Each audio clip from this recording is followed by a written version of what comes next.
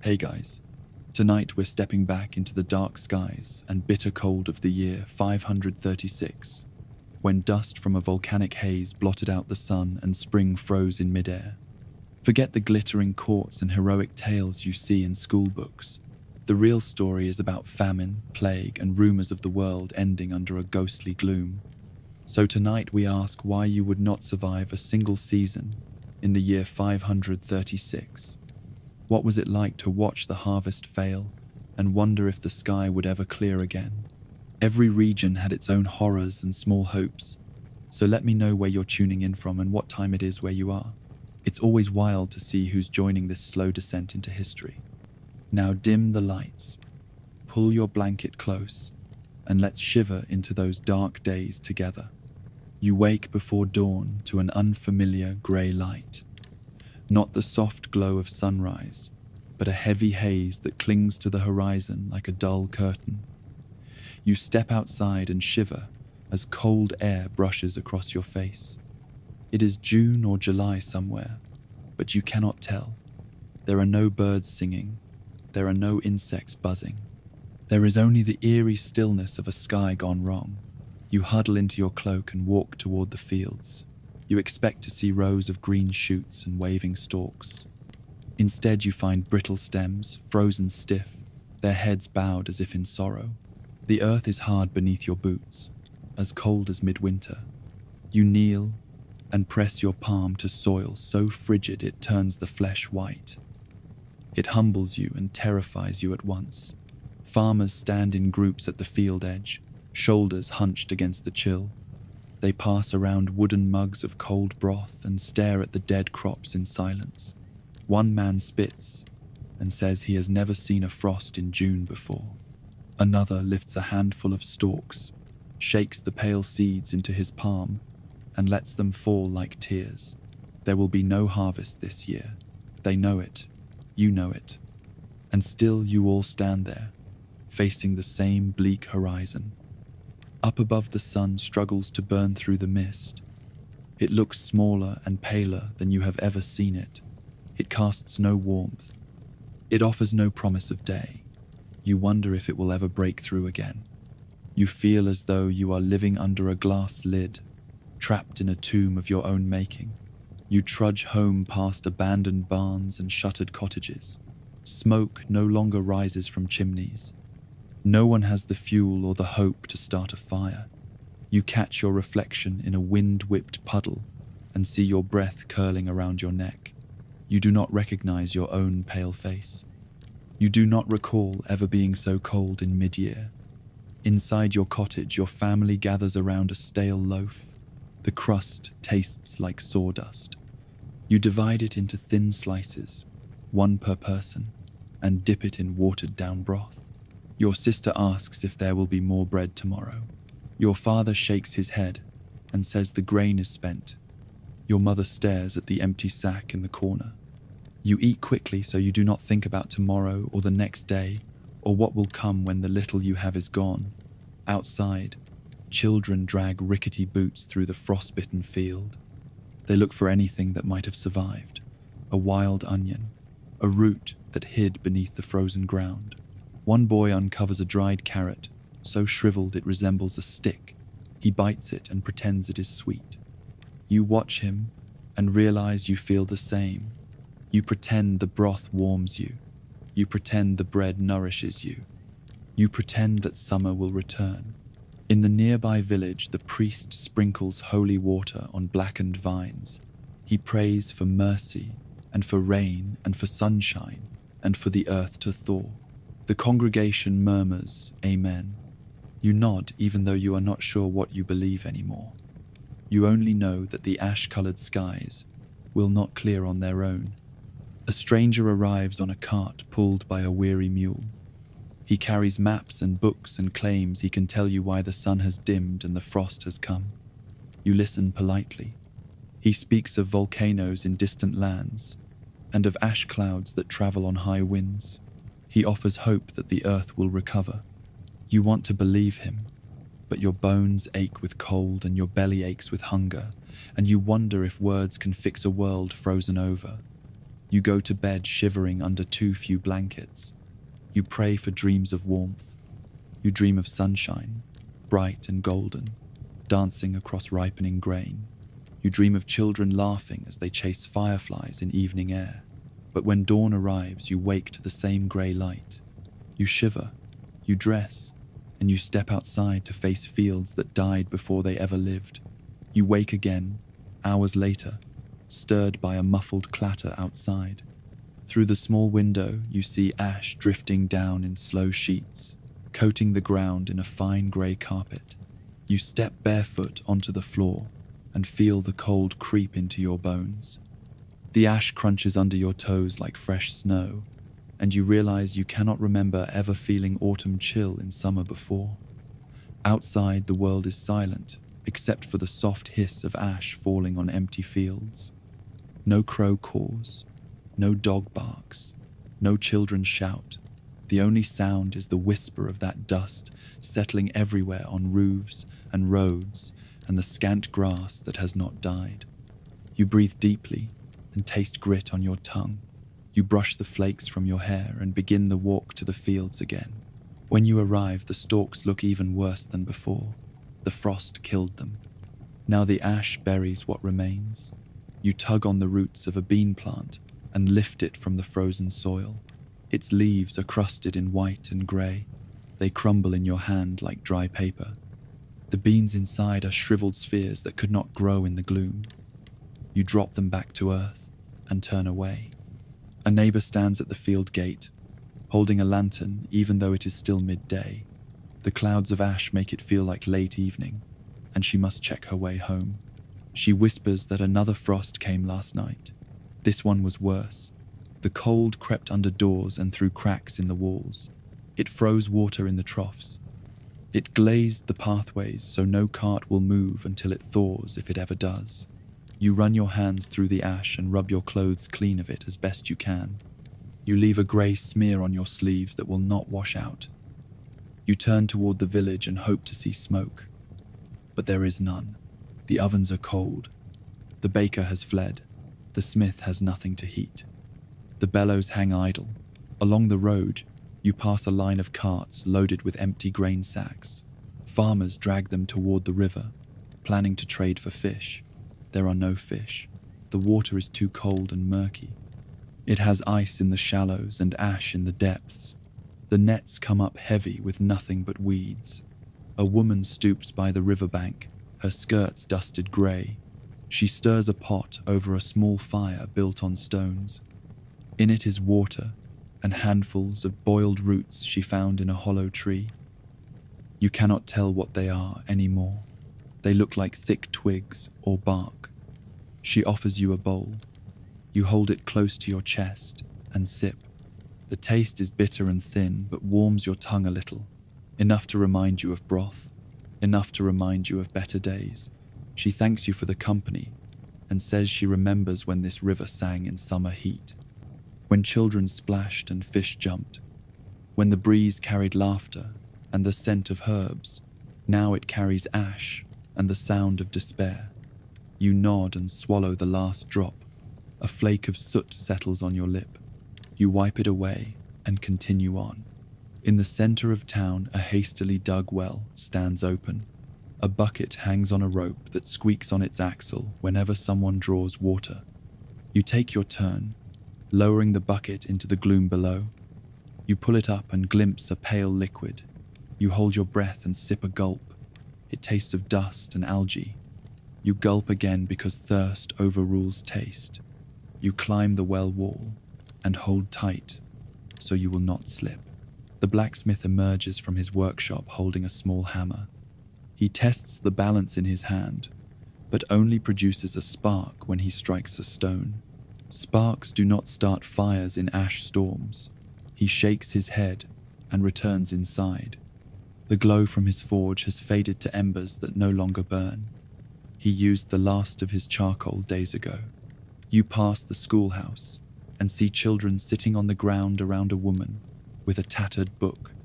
The pages are torn and smeared with ash. She reads from memory, of history before the skies darkened, of days that seemed endless. of spring rains and summer suns. The children listen with wide eyes, as though fairy tales of a golden age. They ask questions about the sun. Will it come back? The woman strokes her hair and says she prays for it every night. The children nod gravely and return to gathering ash from the field edge. They fill small jars with dust they hope will keep away despair. At the inn, the door stands open, and a dog lies on the step beneath ash. No fires burn inside. You step in and find half a loaf on the counter. It is mouldy. You break off a corner and chew it anyway. You swallow grit and say thank you. The innkeeper nods, his face grey with ash and sadness. He points to an empty mug on the bar. You fill it from the well and clink it in his direction. He raises an eyebrow and returns to sweeping the floor with a broom that bends under the weight of ash. You wander past the church. The door is locked. Corpses have been stripped of their garments. The priest fled when the mass grave was full. Now the bells hang silent above the entrance. None dare ring them for fear they will shatter in the wind. You stand for a moment, imagining the rush of a choir, the glow of candles. Instead, you hear only the soft drumming of ash on the roof. You press on toward home. The ash storm intensifies. Each breath feels like drawing smoke into your lungs. Your eyes sting. Your throat tightens. You pull a scrap of cloth from your pocket and press it to your face. It holds fast the grit. It barely warms your skin. You grit your teeth and walk on. When you arrive at the cottage, you find your family huddled around a single lamp.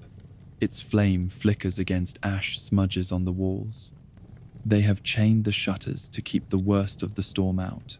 You brush ash from your cloak and hang it by the door. You place the empty bowl on the table and lower yourself on a stool. You taste soot on your lips. Your mother lifts a small jar of preserved honey. It is the last supply. You remember when it tasted sweet. Now it tastes thick and stale. You scoop a spoonful and pass it around. You spread it on stale bread crusts that you saved for this moment. You chew slowly and feel a warmth grow. Not enough to fight the cold, not enough to fill the emptiness in your belly, but enough to remind you of summer days when bees hummed and flowers bloomed. A lull falls. Outside, the ash still falls, but softens the edges of the storm. It falls so deep that it muffles sound. You are grateful. For a moment, the world is hushed. The grey light grows even dimmer as the storm intensifies. It becomes too dark to see each other's faces. You hold hands. You wait. Your father begins to hum a tune you recognize from long ago, a song about spring rains. Your mother joins in. Your sister starts to whistle. You hesitate, then add your voice. You remember the words. They are as old as your grandparents. Words of hope and harvest and the promise of renewal. You sing them softly under ash, and for a single moment you believe the song might reach the clouds overhead. You believe the dust might clear. You believe that fields might green again. Then the wind shifts. The ash swirls. You cough and the song breaks, but the memory remains. You clutch it in your chest and close your eyes. Because in the year 536, when summer never came and crops froze under strange frost, the dark skies were relentless and the fields lay dead. And yet you still dared to dream of sunrise under ash. You wake to an empty hearth and the bitter chill of dawn. The coals you banked last night are cold. There is no smoke rising from the chimney. You step into the hallway and see your father's boots, stiff with frost, parked by the door. He has already gone to find fuel. You pull on your cloak, threadbare at the edges, and follow. Before the great dark skies even arrived, you lived on barley and rye. Now that those crops have failed, you scrape together what little remains. You have a single sack of grain hidden beneath loose floorboards. Your mother measures out a handful per person each morning. It is barely enough to make a thin gruel that will fill a child's belly for hours before hunger gnaws again. Today your father has gone to the woods to cut driftwood from last year's storm. There is no fresh timber. He must scavenge broken branches and fallen trunks. He chops them with an axe too dull from lack of use. Each swing sends pain through his arms that lasts until his bones ache. He will carry the heavy logs home across frost-crusted fields that crack beneath his feet. In your hut, the children sit by the empty oven, rubbing their hands together in vain. The baker closed weeks ago when he used his last sack of flour. Now he tends animals for whoever will bartered. You remember warm loaves and ovens that glowed at night. Now you remember only cold stones and hunger. Your mother sets a pot of water on the cold hearth and lights a single stick soaked in pitch. The flame sputters and dances. It is not enough to keep the chill at bay, but it is better than nothing. She drops in the precious handful of grain for today's gruel. The water roils and hisses as bubbles rise. The smell is faintly sweet, but you know it will taste of ash and thin hope. You sit on a wooden stool and watch the steam curl upward. You inhale and taste desperation. You pray for more grain. You pray for warm spring rains. You pray for a forest that still stands tall. You pray for the smoke to return. When the gruel is thick enough, you ladle it into chipped bowls. The children eat quietly, leaning into each spoonful. They do not laugh. They do not speak. They do not play. They only eat. You swallow first, so that you will not be the one who starves last. After breakfast, your mother sets out to beg from neighbors. She carries a basket with a few onions and dried herbs. She knocks on doors and offers what she can spare in exchange for wood or grain or seeds. Sometimes she returns with nothing. Sometimes she returns with only a scowl. Sometimes with a handful of kindling that will barely last a night. At midday, the wind shifts and carries the faint scent of smoke. Your father must have found a stump. He returns, gasping, with half a sled of wood. He drops it by the door and leans his axe against the wall. You help load the fire. The first sparks glow, the twigs catch. You add small branches. The flames spread in the hearth and send a glow across your mother's face. You press your hands against the warmth and feel tears of relief. But you cannot burn furniture. You cannot burn every piece of wood in the house. You ration the fire. You light it just enough to keep frost from settling on the floor. You stoke it only during the deepest cold or when your mother must cook. You sleep in layers and pile blankets around your bed so that the hearth need not burn all night. The rest of the day, you gather more fuel. You search the edges of fields for stalks of corn you missed. You pry loose boards from the barn to burn. You break the handle off an old churn and split it into kindling. You do not watch as the smoke curls up the chimney. You do not smile at the promise of warmth. You only do what you must. When twilight falls, you return to the hut with aching arms and smoke in your hair. Your mother has boiled the final handful of beans she could find. They bubble in the pot, a dark sludge that tastes of desperation. You serve a spoonful each. You eat slowly so that each morsel lasts. You dip stale bread crusts into the bean water. You chew and you swallow, and you feel the scorch of hunger burn in your belly. Outside the window, the grey sky darkens. The ashes swirl like ghosts. The wind howls and rattles the shutters. You sit in the flickering lamplight and stare at the empty bowls that line the hearth. You cannot tell if you are too hungry to think or too cold to care. You steady yourself by touching your mother's hand. She nods and presses your palm. There is no comfort left to give. Soon the children will weep themselves to sleep. They will clutch their blankets and shiver under furs. They will wake at night with nightmares of empty fields and hollow bellies. They will pray for the return of sunlight and the green of summer. You pray with them, though your voice shakes. You pray for a tomorrow that has not yet frozen solid. By bedtime, the hearth is nothing but red embers. You add the last scraps of wood and watch them glow. You watch them burn down. You watch them die. You turn away before the embers fade. You do not want to see the moment when the last piece of wood falls cold. You climb into the loft, and burrow under quilts lined with fur. You press your face into the fabric and feel the chill seep through. You dream of open fires and fields of grain. You dream of bread that never runs out. You dream of a sky so blue it blinds you.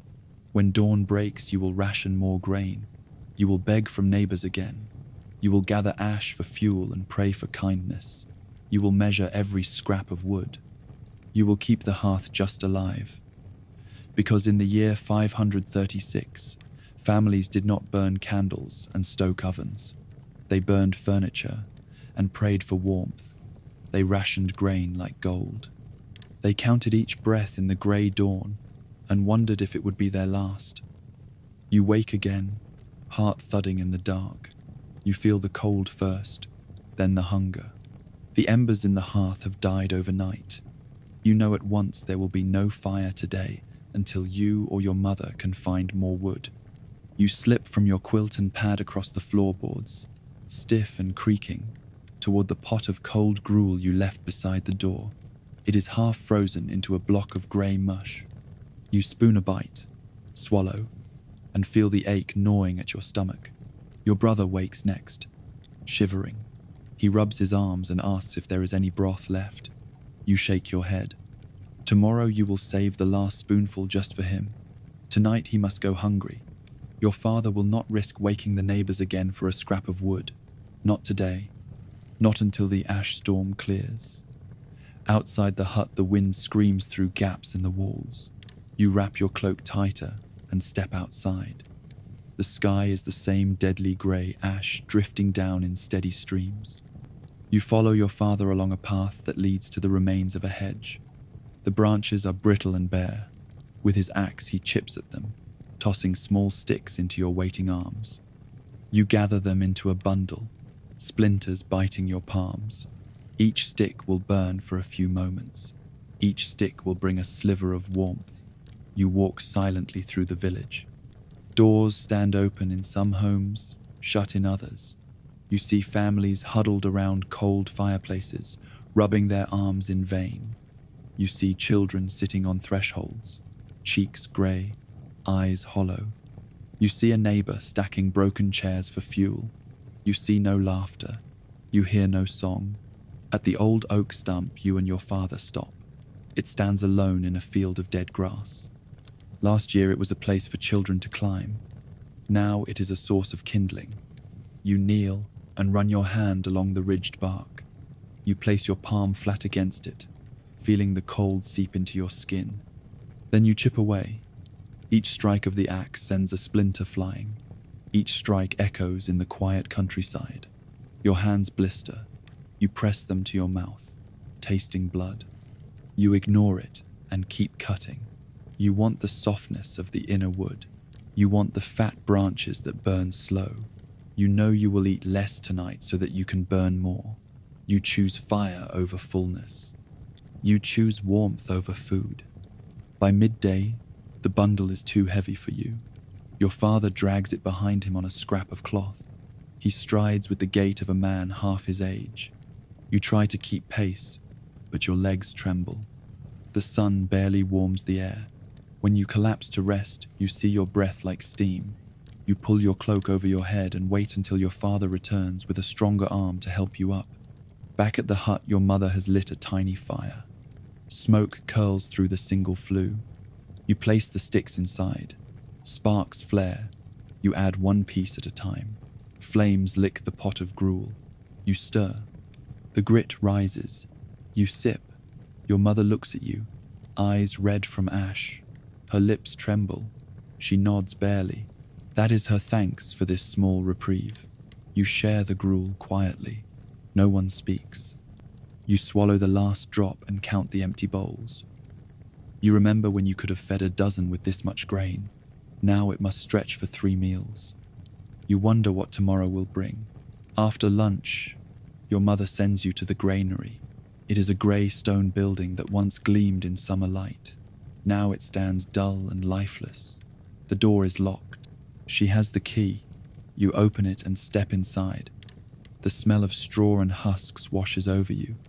You see sacks of seed corn, too small and few. You see broken barrels that once held oats. You see dust. Your mother hands you a bale of straw. She asks you to tear it apart so she can weave it into mats to line the hearth bricks. That secret layer of straw will help the fires burn longer.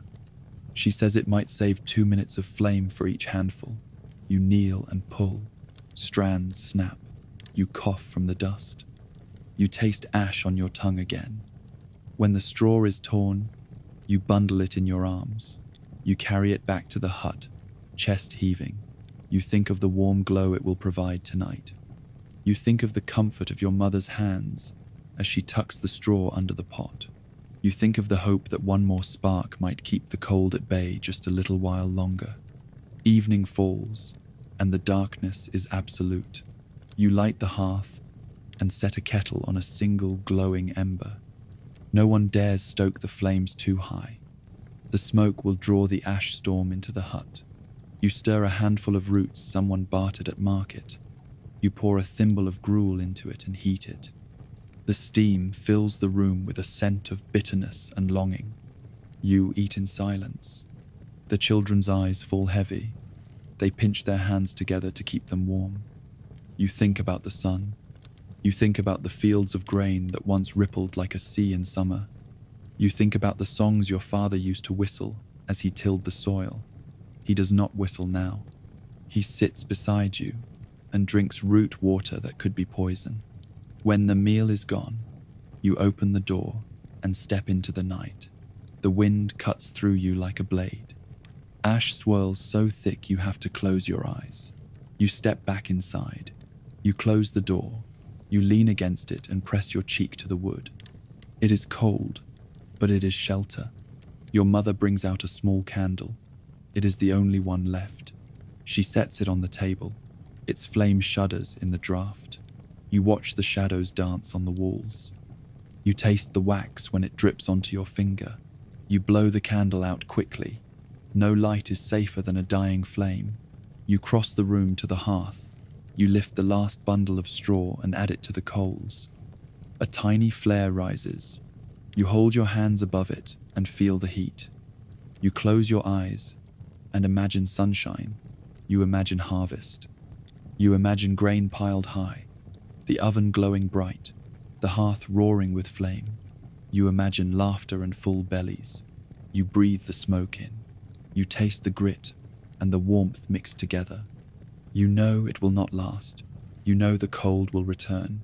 You know the famine will deepen. You know the ash will continue to fall. And still you tend the fire. And still you count the grains. And still you dare to hope.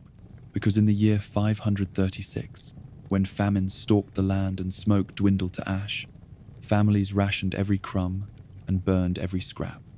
They lived on frayed hope and dim light. They sacrificed comfort for flame, and they held on for now. You wake to raspy coughing from the next room. The air carries the faint smell of fever and sweat. You wrap your cloak tight and step into the hall. Your sister stands by the window, her face pale as the dawn light. She coughs again, pressing a hand to her mouth. Tiny beads of red appear at the edge of her lips. You know what this means. They called it smallpox first. Old sailors spoke of pustules and fevers that arrived on ships from distant ports. Then plague followed, carried by rats and fleas on cold spring winds. Now both ride the breeze through open windows and creaking doors. They slip inside every cottage and barn. You cover your mouth with a cloth and press it to your sister's forehead. Her skin is hot as embers. Her pulse is quick and thready. She whispers that she thought the fever was gone. She whispers that she only wanted to help carry wood. Now she trembles as though winter has returned. Your mother drapes a blanket across her shoulders and lays her on the bed. You fetch water and dip a cloth into the basin. You press it to her brow. She shudders, eyes half open, seeing something beyond the walls. You do not ask what she sees. You only pray she sees mercy. Outside, the wind has a bite you have not felt since last frost. It carries particles of ash from the sky and something darker, a soft whisper of disease that settles on every surface. You pull a hood over your head and step out into the street.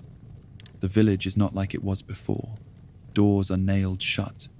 Flags with a red circle hang from doorways to mark the afflicted. You see a man stumbling down the road, red pustules across his face. He rips at them with trembling fingers until blood runs. He moans without words. No one stops to help. You duck into the market. The stalls are empty. A few hardy traders remain, shivering beside barrels of rancid meat and sacks of mouldy grain. They glance at you with hollow eyes. Their hands shake as they count coins for a single onion. There is no bread. There is no cheese. There is only fear. You pass the smithy and see a shape huddled on the doorstep. It is Father Darius, the priest. He holds a brass bowl. He sprinkles holy water onto the street before him. He murmurs prayers you cannot hear. He trembles as though the words could fail him. You cross yourself and hurry on. You reach the edge of the village where the plague pit waits. It is a shallow trench lined with straw. Bodies lay side by side, covered with cloth that no one will touch again. The air carries their scent, sweet, sour, bitter. You fight the urge to retch. You utter a prayer and step away. A neighbor flags you down from his doorway. His wife lies inside, bleeding from every pore. He asks for help. You glance at the sky. You taste ash on your tongue. You nod and follow him in. Inside the room, the sheets are stained. The candle flickers low. You cross to the bed and feel her pulse. It is weak. She murmurs delirious names. You dip cloth in water and wipe her mouth. You press it to her cheek and feel dampness. You pray that she does not choke. You back out of the room and close the door gently. You do not want to catch the disease. You do not want to spread it. You cannot afford another death. You count your family. You count your breath. You pray it remains steady. By midday, you have tended 5 fevered neighbors. You have carried water from the well. You have wrapped blankets around spines. You have rung the bell for those who cannot rise. Your clothes smell of sweat and sickness. Your eyes burn from the stale air. You return home in the fading light, heart heavy in your chest. Your sister coughs softly. Your mother sits beside her, pressing fingers to her pulse. You clear the table and light a candle. Smoke curls toward the ceiling, mixing with ash from the chimney. You warm broth for your sister and bring it to her lips. She drinks slowly, eyes fixed on the window. You imagine she sees the grey sky and wonders if the world will ever heal. You wish you could tell her yes. You wish you could tell her the sun will break through. You wish you could tell her that spring will return. Your father returns with a single armful of wood. He drops it by the door and stares at the sky as though it holds answers. He moves slowly now, as though the weight of disease has worn him. You step forward and help him carry the wood inside.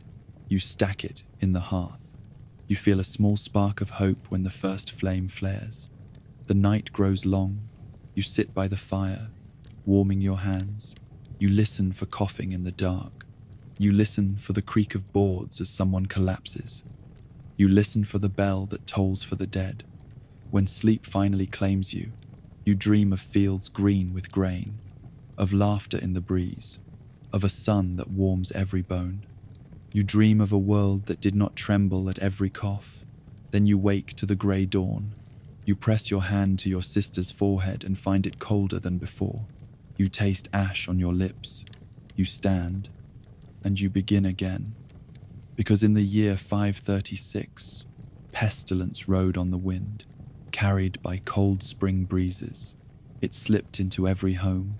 It stole every breath. And it left behind a world where hope was as rare as a clear sky and as fragile as a fading ember. You wake in the night to a rattling cough down the hall. Your heart pounds as you slide from bed and wrap your cloak around your shoulders. You follow the noise to your neighbor's home. The door stands open just enough to let the wheeze spill into the dark. You step inside and see old Thomas rocking back and forth in a chair, his head tipped forward. His skin is grey and waxen. Pustules pock his cheeks. He coughs again, and a thin ribbon of blood drips from the corner of his mouth. He does not notice you. He grips the armrests and rocks harder, as though motion might chase the fever away. You press a hand against his back and say his name. He jerks as though awakened from a dream. He blinks and eyes you with wild confusion. His breath rattles. You press a wet cloth to his lips. He licks at it and then sways, nearly toppling. You catch him before he falls. You carry him to a pallet on the floor. You lay him down gently. You pull a quilt over his legs and sit beside him, his ragged breathing in your ear. You whisper soothing words, but they vanish into the blackness. When morning comes, Thomas is colder than the dawn air. You place your hand on his forehead and feel the chill seep through your skin. You leave him for a moment to fetch water and herbs. You crush dried marigold petals and pour them into boiling water. You filter the tea through linen and return with a bowl and spoon. You lift his head and coax him to drink. He spits most of it back onto his quilt. You wipe his chin. You grit your teeth and try again. He swallows a single spoonful. You count it as progress. Outside, the day has broken into a grey drizzle. Ash falls in the rain now, mixing with rainwater to form a gritty paste on the ground. You step around it to reach the road. There you see a procession led by the bellman. He carries a large hollow bell and calls out the list of victims. Each name echoes down the damp street. The sad litany stops at every door with a flag, then moves on. You hear your neighbor's name vanish into the drizzle. You feel a tight knot in your chest. You pray it is not your door they reach next. You turn away and walk toward the market. It is quieter than yesterday. Traders pack up their goods. The fishmonger has already gone. The butcher shuttered his stall. The spice merchant wraps up his last pouch of peppercorns and departs for another town. You wonder how he can travel without falling ill. You suspect he loads his cart at midnight when no one is watching. You do not judge him. You would do the same. At the well you see crowds clustered in a ring, waiting their turn for water. They press close to each other, coughing without covering their mouths. The bucket dips and emerges, then dips again. You wait at the back, watching the grime on hands pass from one person to the next. A man ahead of you lifts his rag to wipe his nose, and then dips it into the well. You step forward and shake your head. He sees you and shrugs. You mumble that the water is bad. He throws you a hard look and shoves past to reach the bucket first. You step back and wait as the line shuffles forward. When you finally draw the water, you carry it carefully to your neighbor's house. Thomas needs it. You pour another spoonful of marigold tea and press the bowl to his lips. He drinks this time. You hold his hand until the water spills no more. You see fatigue settle on his face. You see tears gather behind his lids. You tell him it will be all right. You do not believe it. You only know that despair will kill him faster than the plague. By midday, you are too tired to continue. Your limbs ache from carrying buckets and blankets. Your fingers numb from ash and cold. You retreat to your own home and sit by the hearth, rubbing your hands together. You look at your mother, who is sewing linen strips for tourniquets. Tourniquets for every arm that must be bled, every boil that must be lanced. She does not look up. She pushes her needle through ragged linen. You see a single drop of her blood fall onto the cloth. You press a finger to the spot and taste copper. You swallow hard. You think of Thomas, of your sister, of every name you have heard told from the bellman's lips. You wonder who will be next. You imagine the names being carved on tombstones in the churchyard. You imagine the empty chairs around every hearth. You imagine the fields ripe for planting but no one left to sow. You rise and stoke the fire. You add the last pieces of driftwood you found. You turn to your mother and say you will go again. You will find more wood, more herbs, more hope. She nods without looking up. You step outside once more into the ash and drizzle. You press the collar of your cloak against your neck and walk away. You head for the fields where dead stalks still stand like sentinels. You pass empty granaries with doors broken down by panic. You pass the hedge stump where you fetched kindling before. You lift your axe. You strike the wood. Splinters fly. You feel the fatigue in your shoulders. You strike again. A chunk of wood falls. You cradle it to your chest. You continue down the road. You gather whatever you can find. You break fence rails. You pry boards from abandoned barns. You carry every piece of wood as though it were a promise of survival. Each piece will burn for minutes longer. Each minute may mean the difference between waking and freezing. You trudge home in the fading light. Ash covers your cloak and mingles with rainwater. Your boots squelch with moisture. You taste ash in your mouth when you open your lips. You taste fear in your mouth when you swallow. Back at the hut, your mother lights the hearth. Flames catch your bundle. Sparks drift upward. You sit too close. You feel them on your cheeks. You draw back, choking on smoke. You rub your eyes. You clear your throat. You fill the kettle with water. You pour herbs into it. You watch the leaves swirl. You think of Thomas. You think of your sister. You think of every face you have seen fade under the pall of disease. You ladle the bitter brew into bowls. You pass one to each person. They drink without speaking. You drink the last, the heat a sting in your belly. You look at your mother. You nod. She nods back. You blow on the embers. You push the flame higher. You watch the fire burn brighter than your hope. You cover your face to hide tears you cannot shed. You close your eyes and pray. And in the window you glimpse the grey sky, ash drifting down like lost souls. You wonder if the wind will ever turn warm again. You wonder if the plague will ever march on. You wonder if you will. Because in the year 536, when pestilence rode on cold spring breezes, disease did not wait for seasons to change. It spread in the ash and rain. It settled in every home. It thrived in the very air you breathed. And it left behind a world where every breath was a struggle, every cough a warning, and every dawn a miracle of survival. You wake before dawn in your modest cottage, shivering under a thin wool blanket. You dress in the same rough tunic you have worn for days, the fabric stiff with ash and sweat. You step outside and see your lord's banner flapping limply over the manor gate, its bright colours dulled by dust. The castle towers look no more inviting than your own hut, perched on a hill of cold stone and empty granaries. Inside those walls, the lord and his steward have gathered in the great hall. They sit at a long table that once groaned under platters of roast meat. Now it holds only stale bread and water, rationed like it is gold. They wear their finest cloaks to ward off chill, but fashion offers no warmth. They shiver just as you do, their breath forming vapour in the torchlight. The steward pounds his fist on the table and demands answers. He wants to know why the grain stores are bare, why the taxes have dried up, why the fields lie fallow under ash and frost. The lord, pale and gaunt, traces a ring of dust on the table with a finger. He blames foreign storms, failed harvests, plague on the wind. He vows to find solutions, but his voice cracks beneath the weight of his own despair. Meanwhile, your neighbours gather at dawn for a ritual you have never witnessed in your life. A messenger from the castle rides through the village, calling for contributions to the Lord's table. They bring what little they have: one potato, a handful of beans, a pint of milk. Each gift is blessed by a priest who sprinkles water mixed with ash.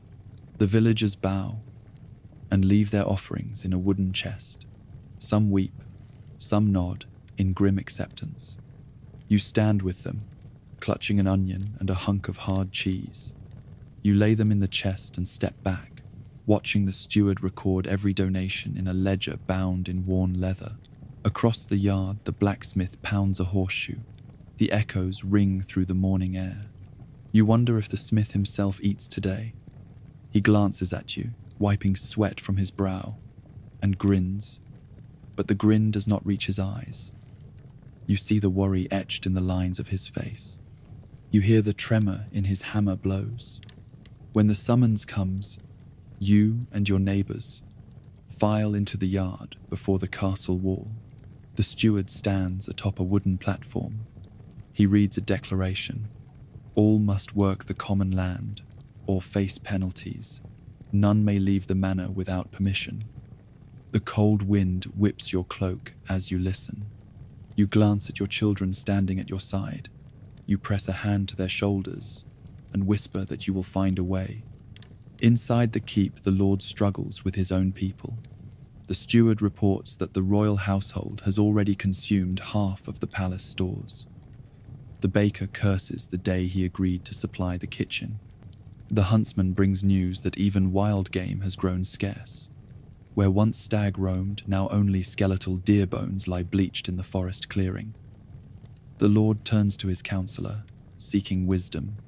The counselor suggests reducing the number of retainers at court, sending some servants back to their home villages. The steward objects, saying that the court must maintain its dignity. You picture the steward in your cottage, turning out lights so only a handful of flaming torches burn in those vast corridors. You picture the cook stirring a cauldron of watery soup with the tip of his spoon. You picture the Lord tucking into a half loaf of baker's bread because there is no more venison. In the village, the great bell tolls for a funeral. You follow the procession through the mud. You see the body of a stable boy laying atop a coffin of rough pine. His face is gaunt, his skin pale. You remember him laughing in the yard only weeks ago as he chased your daughter. Now he lies still beneath a leather shroud. The priest says prayers as villagers toss handfuls of ash onto the coffin. You pray that your own children will never lie under ash like this. That afternoon you are summoned to the castle yard. You remove your boots at the gate and climb the steps. Inside the great hall, you join a circle of peasants and craftsmen, each of you clutching a small bag of grain. The steward stands at the center and measures out a handful from each. He orders it ground and divided among the poor. He warns that any who hoard grain will be punished. You swallow hard and watch the grains fall through his fingers like beads of dust. At the edge of the hall stands the Lord. He wears a sword at his side and a hooded cloak over his shoulders. His face is drawn. His eyes are sunken. He thanks you for your sacrifice and declares that together you will endure. You nod, though you know his words ring hollow. You know that the same hunger that drives you to the granary will soon drive even kings from their thrones. That night you walk back through the village under a sky swirling with clouds of ash. You pass your neighbor's cottage and hear the moan of a child with fever. You pass the blacksmith's and see the glow of a small fire through the window. You pass the empty fields that once fed you. You stand at your own door and press your hand against the cold wood. Inside your cottage, your family waits. Your sister coughs softly in the corner. Your brother stares at the hearth with wide eyes. You kneel and embrace them both. You say you will keep them safe. You say we will find a way. They do not speak. They only cling to you. You whisper a prayer for midnight and light the last remaining candle. You watch its glow catch the dust motes in the air. You feel the hunger in your belly and the chill in your bones. You feel the weight of being both peasant and subject, and you realize that no one is immune, not the poorest crofter, not the humblest smith, not the mightiest lord or the richest merchant. All are bound by the same cold ash that falls from a sky gone dark. All are held hostage by famine and disease. All must bow to the bitter rule of survival. And when you close your eyes, the only warmth is the memory of a summer that never arrived and the hope that a fire might burn again. You wake to a clamor at the manor gate. Torches flare as villagers tug at the chains and shout for entry. You pull on your cloak and step outside. The steward stands on the drawbridge, blocking the way. He raises a gaunt hand and calls for calm. He insists only those bearing letters from the Lord may enter. The crowd surges. They press forward, thrusting empty baskets and wooden bowls. Their faces are desperate and hollow. You step back, heart thundering, and watch families beg for grain that is no longer there. A mother weeps when her plea is denied. A blacksmith pleads for a single sack. A tanner asks for barley to feed his horses. The steward's eyes flick over each. Some he turns away, some he spares a handful. The rest are left to trudge home empty-handed. You bend your head and follow the stagger of bodies returning to lean fields and burning hearths. Inside the great hall, the steward drops a small pouch of oats onto the table before the Lord. It is not enough. The Lord's face darkens. He counts the oats one by one. His fingers tremble. He lifts his gaze to the rows of empty benches. He sees the faces of his people drawn beneath the torchlight. He glances at his own silver goblet. He blesses the empty cup. He gulps down a draught of cold water from it. He sets the goblet aside. A hush falls. Then the steward clears his throat and speaks of treaties undone. He speaks of foreign alliances and promises unkept. He suggests gathering tribute from the churches.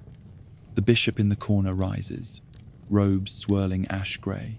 He lays a hand on the pulpit. He reminds the Lord of charity and mercy and the laws of God. He pleads for compassion. The steward argues that a king must protect his own. The bishop retorts that a king is nothing without his people. You stand at the back of the hall, nodding at each argument, but hearing only the rumble of your own hunger. You imagine the difference between court politics and your own daily struggle for a crust of bread. You imagine a world in which every person might be treated with dignity instead of weighed for grain like livestock.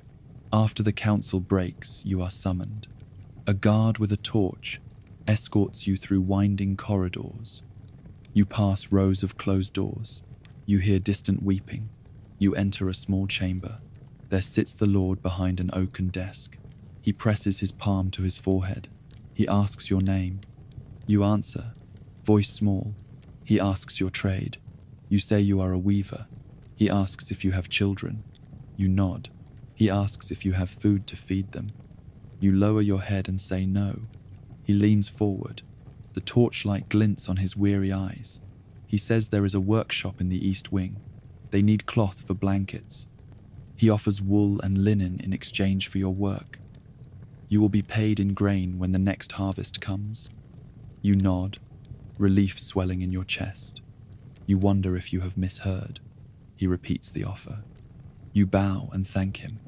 The guard leads you out. Back in the village, you spread the word. Families huddle under doorways as you relay the news. You offer to guide the first group to the castle. They clutch spindles and reeds and thank you with trembling voices. You promise to return. You step into the grey dusk, feeling for the first time something that might be hope. At home, your children sit at the empty table. You place your hands on their shoulders and say, "Tomorrow we work at the castle." Their eyes widen. They ask if you will find bread there. You smile despite yourself and say, "Perhaps." They nod as though that is enough. You spend the night stitching scraps of cloth into small bundles. You pack your spindle and cards. You think of the castle's walls, of the Lord's flickering torches, of the promise of work. You think of the courses you have woven, the tapestries you have made for your own home. You think of how those skills may now save your family from starvation. When dawn breaks, you stand once more before the manor gate. This time the steward nods at your basket of linen strips. He waves you through. You step across the threshold, heart thudding as though in triumph. You lead the way past guards and corridors to the east wing. Inside the workshop you find rows of looms manned by weary hands. The walls are lined with wool in every shade of ash and smoke. The air is thick with the hum of wheels and the scent of grease and dust. A master weaver greets you. She shows you where to sit and how to thread the loom. She speaks in clipped tones of deadlines and patterns and the weight of every yard of cloth. You nod and take your seat. You pass your spindle to your neighbor and begin to weave.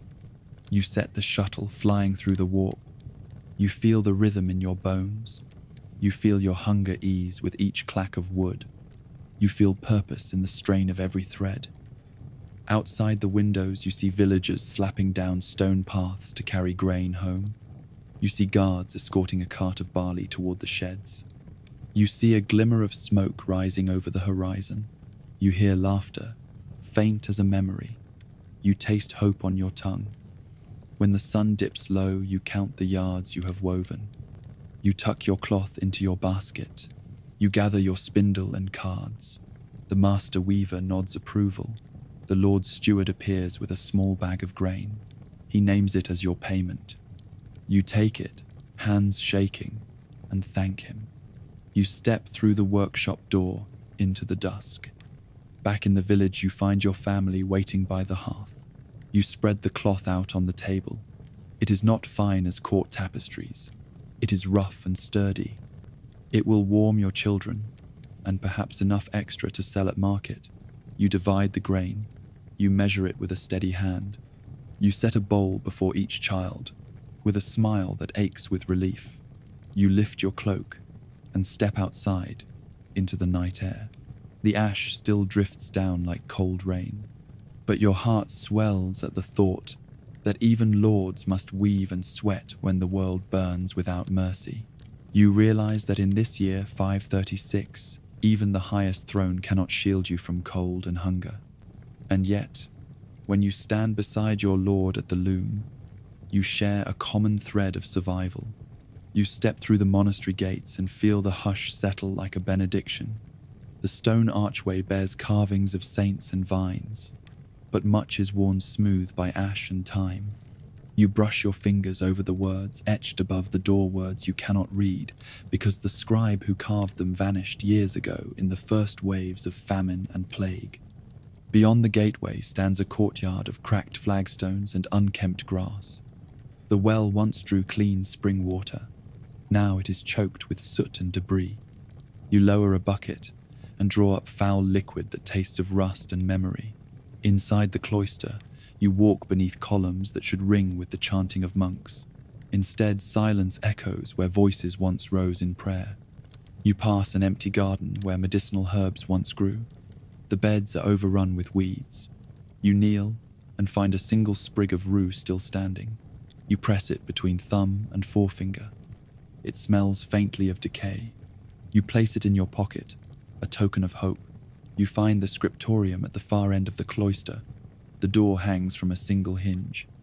You step inside, and the moonlight reveals overturned desks and scattered parchments. You lift a page and see faded lines of Latin script, the ink blurred by damp, the words half washed away. You imagine the monks hunched over their desks, quills in hand, transcribing the Gospels and histories of old. Now their work lies tattered on the floor. You walk among the desks and pick up a small wooden cradle used to hold a manuscript. The cradle is scorched at one corner. You touch the blackened wood and taste ash in the air. You wonder what happened here. A fire, perhaps, or a hurried flight from plundering soldiers, or a collapse of roof under ash weight. Whatever the cause, none remain to salvage these sacred texts. You move to a lectern, where a single folio remains. It bears a picture of a saint holding a lamb. The colors are muted, but you recognize the gentle curve of the lamb's neck. You run a finger along the painted line and leave a smudge of soot. You imagine the time it took to mix pigments and grind them with egg white. You imagine the patience of the monk who painted this page. You wonder if he died believing his work would stand forever. At a desk, you find a stack of financial records. Account ledgers bound in leather and inscribed with the names of donors and tithes. You lift the top volume. The pages are brittle. The entries stop abruptly, mid-year. You wonder if the abbot fled when grain stores emptied. You wonder if he carried the final volumes out of the monastery doors or left them here to rot. Your steps echo as you pass the cells. Narrow rooms with simple beds. Each cell once held a monk devoted to prayer and study.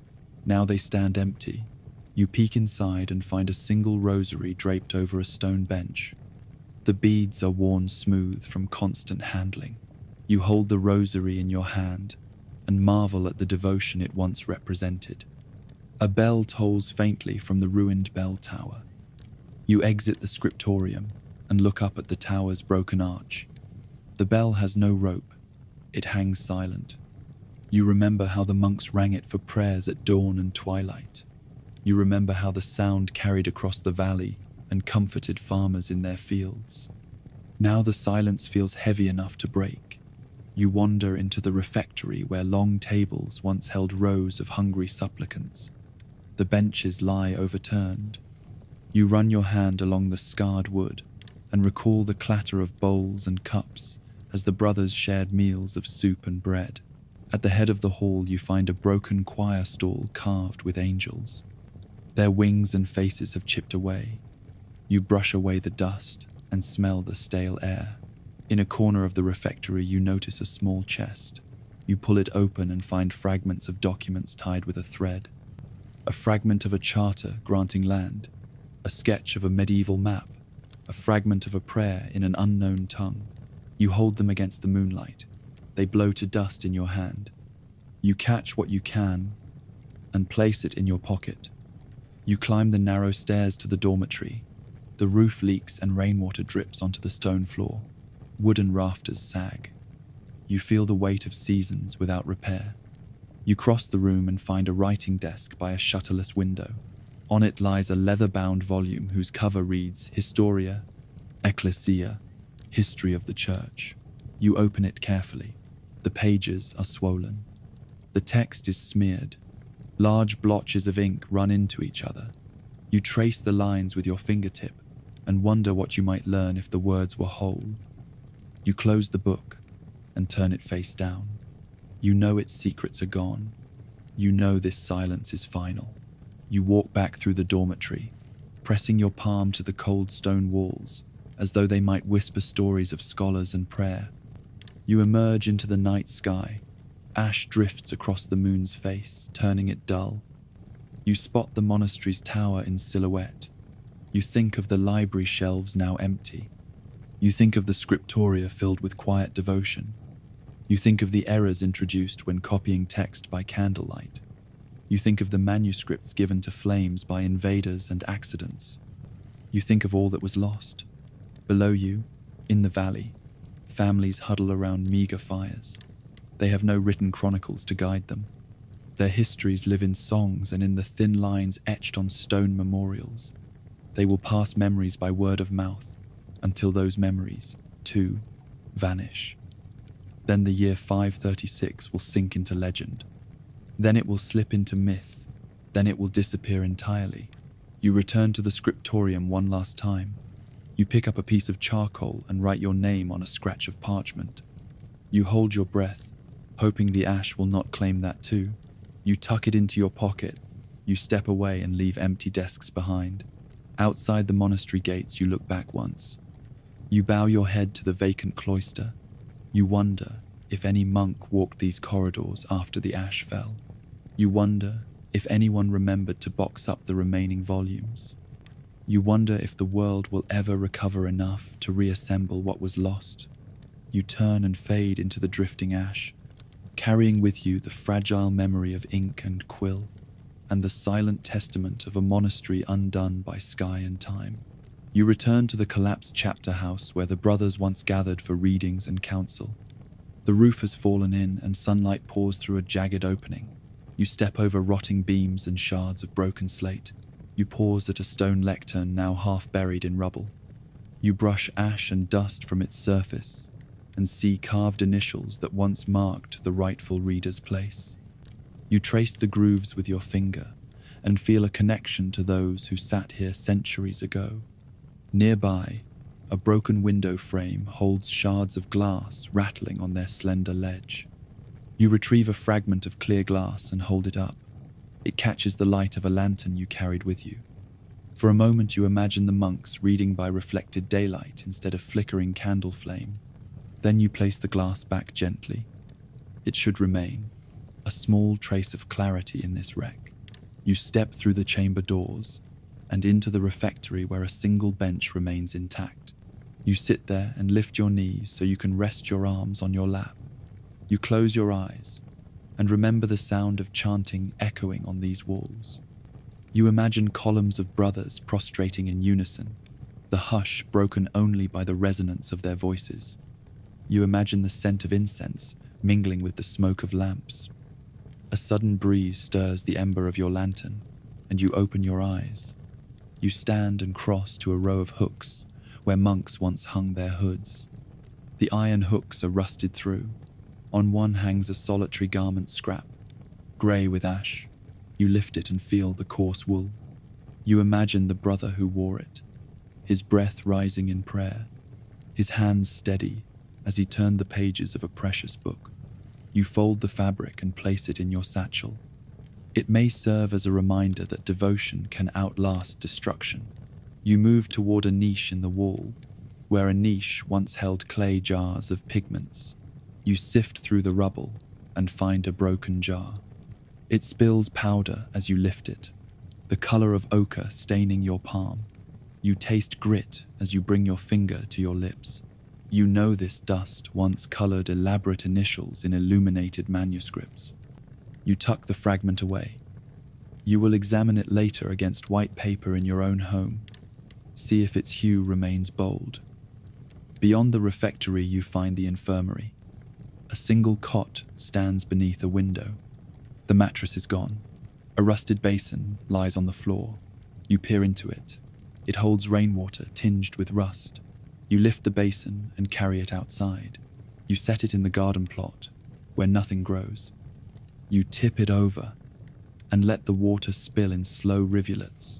You pray someone might come this way one day and refill it with fresh spring water. You pray this place might heal again. You cross the yard to the guest house. The door is ajar. You push it open and enter a narrow room lined with empty press beds. Each bed once held rolled up manuscripts that visiting scholars brought to transcribe or compare. Now the beds are empty. You lean on one and see a loose stone beneath your hand. You slide it aside and find a small cavity carved into the wall. Inside are the tattered remains of parchments tied with a leather strap. You lift the bundle gently and bring it into the light. Unrolling a fragment, you see not holy text, but what appears to be a record of the monastery's land holdings. The names of villages slump across the page. The boundaries of meadows and woodlands, bracketed with sketches of trees. You imagine the abbot reviewing this map each year as tithes were due. You hold the parchment close. The ink is faded, but legible. You photograph it in your mind. You wrap it carefully and return it to its hiding place. You close the stone and replace the press slab. You leave the guest house and walk the perimeter wall. Moss and lichen have grown in the cracks. You climb a fallen buttress and look down at the valley. You can see the river winding through fields now grey and barren. You can see smoke rising from distant cottages. You can hear the cries of a woman calling for her child. You breathe in the cold air and feel the weight of absence pressing on your chest. At the north gate, you come upon a small chapel detached from the main complex. Its door stands open, and the interior is nearly intact. You step inside and find pews carved with floral motifs. You pass your hand along a bench and feel a smooth warmth where someone long ago rested. You move to the altar and see a stone slab carved with an image of a lamb and a cross. You lay your palm on the image and feel a tremor of awe. Even here in ruin, some holy order persists. You find a small niche behind the altar. Inside are shards of stained glass painted with red and blue swirls. You pick up a piece and hold it to the light of your lantern. It glows with color. You place it back carefully. You whisper a prayer thanking those who labored to craft such beauty. You pray their faith is not lost. Leaving the chapel, you follow a path between high walls to the place where the infirmary's herb garden once stood. You kneel and brush aside damp leaves. You see faint rows where plants sprouted. You press your finger into the earth and feel its cold richness. You think of the herbs that grew here to heal plague victims. You imagine the monks tending each sprig, timing each harvest by the phase of the moon, drying and grinding for poultices. You rise and look north. You imagine fields of rosemary and thyme billowing under warm sun. You imagine doctors offering blessed salve to the needy. You imagine the garden flourishing once more. Then you turn and descend the path. You carry this vision in your heart. At the edge of the cloister, you find the entrance to the library tower. Stone steps spiral upward into darkness. You light your lantern and climb. You step carefully on steps worn smooth by centuries of feet. You pause at intervals where small windows offer glimpses of ruined roofs and ash drift. You reach a landing and find a broken door ajar. Inside the library, you see rows of empty shelves. Cobwebs drape between uprights. You see fragments of tomes scattered on the floor. A codex lies open on a lectern in the center. Its pages are blank. You approach and see the faint impression of text scraped away. Someone tried to erase the words. You place your hand on the blank page and imagine the words that once lived here. You think of philosophers and scholars and scribes. You think of the knowledge lost to ash and neglect. You close the codex and step back from the lectern. You let your lantern cast a wide pool of light. You lift a fallen bookmark of silver filigree and hold it up. It glints despite the gloom. You carefully tuck it into your satchel. You know it belongs to this place. You know it should stay here. Yet you feel compelled to carry it with you as proof that something once shone in this darkness. With reluctance, you descend the tower. You emerge at dusk into the grey courtyard. Shadows lengthen like fingers across the stones. You feel the chill return. You feel the absence of voices. You feel the history slipping like ash through your fingers. You stand at the cloister gate, lantern in hand, and trace the outline of the arches. You feel gratitude for what remains, and grief for what is gone. You vow to remember the names of the lost monks, the scriveners, the healers, the pilgrims whose footsteps once echoed through these halls. You step into the night and carry with you the silent testament of missing chronicles. You carry the memory of ink and vellum and the knowledge that when ash and neglect fall upon even the most sacred places, the story of a world can vanish with astonishing speed. You walk away under grey skies, lantern low, bearing the weight of absence as a humble witness to what once was and what may never be again. You wake to the sound of creaking wheels and low moans of camels outside your tent. You press your hand to the icy canvas and feel the tremor of wood straining against snow. You step outside into a world turned grey by ash and drift. Snow has fallen again, higher around the wagons than you can reach, burying axles and hiding ruts in the road. You wrap your cloak tight and trudge toward the lead caravan wagon. The driver sits atop a mound of white, hunched over the reins, his breath a mist in the cold air. He looks up when you approach and blinks in surprise. His eyes tell you that hope has already fled this place. You climb onto the wheel and peer down at the road. It is slick with ice under the snow. The path cuts through a narrow valley that once brimmed with trade. Now the only sound is the scrape of wood against packed snow and the distant howl of wind.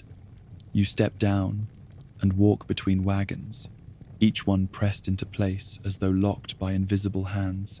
The wheels are frostbound, the axles creak.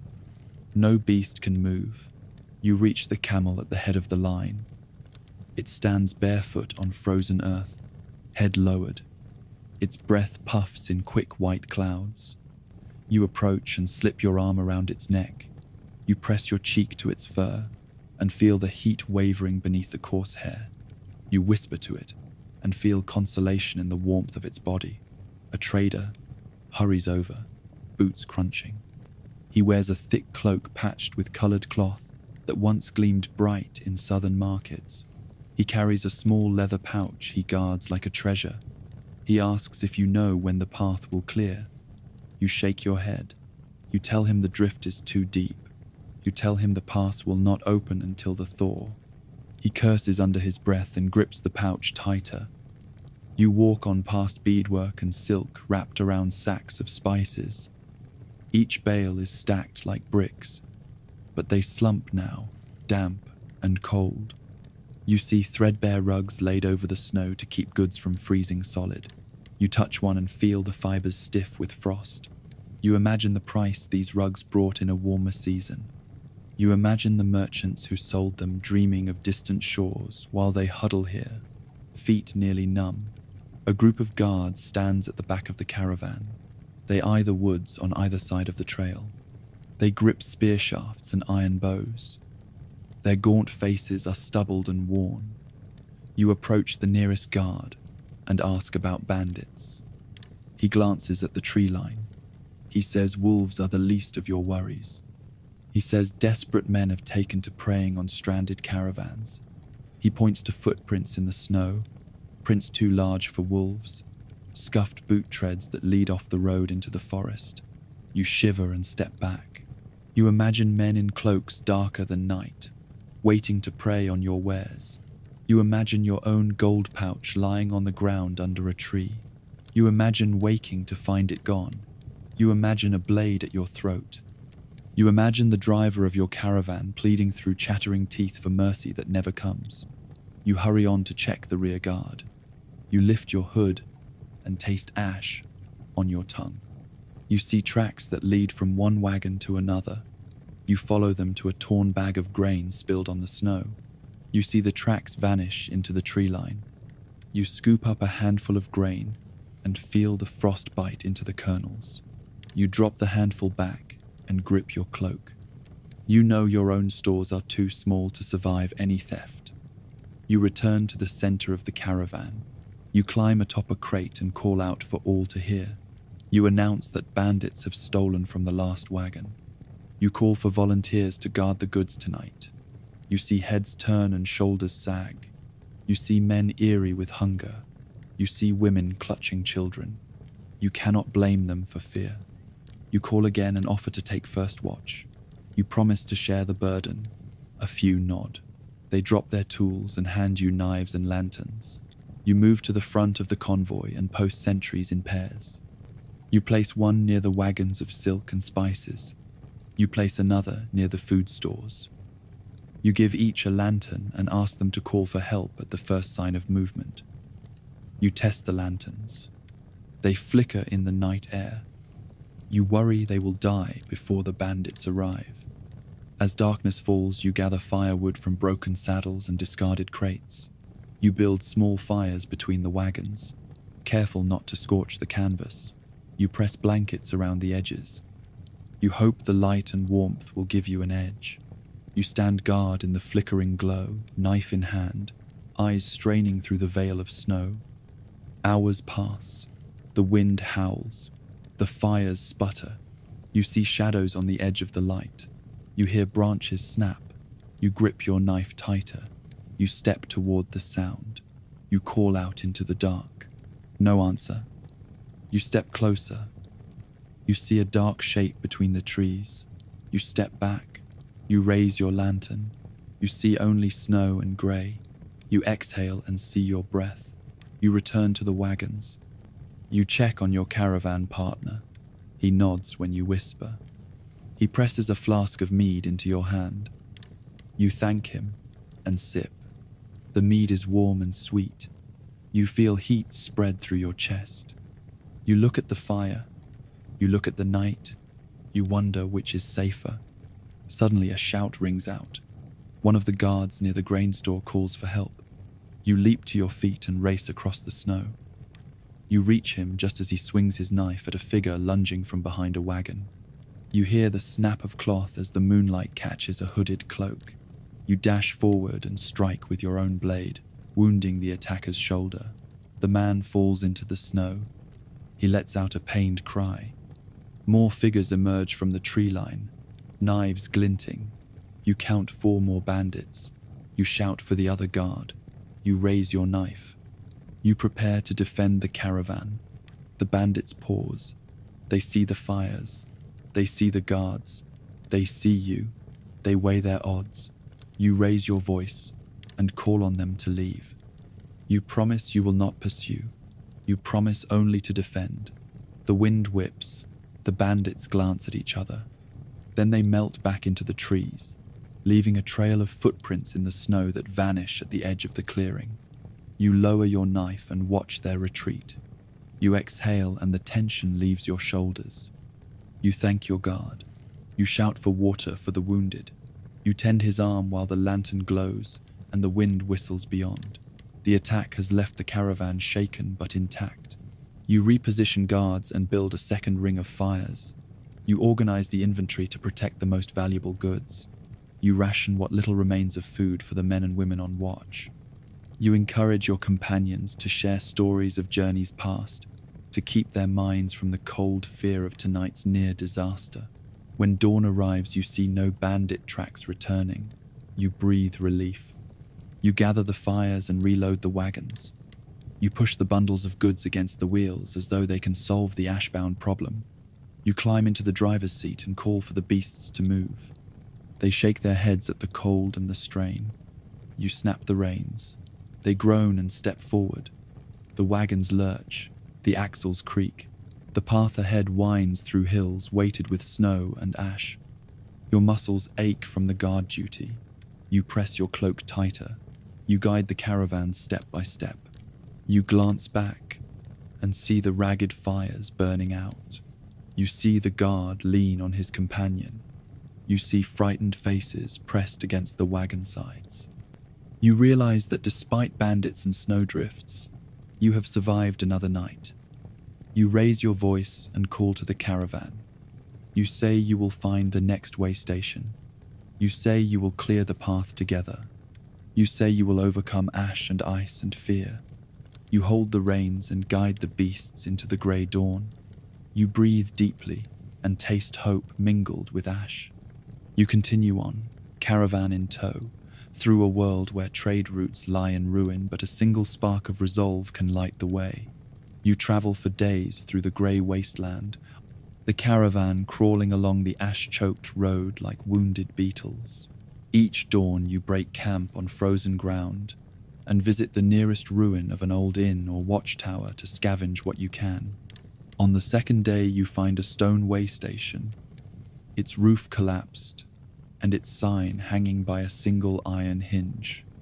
The hearth is filled with cold ash.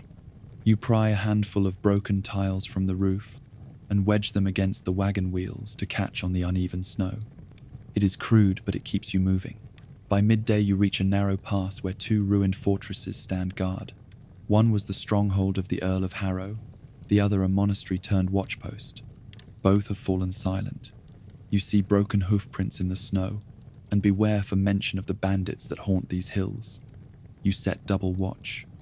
You bury sharpened stakes along the roadside, hoping to deter thieves or worst. Still, you know that desperate men will risk the cold and the risks of banditry for a handful of silver or a bundle of spices.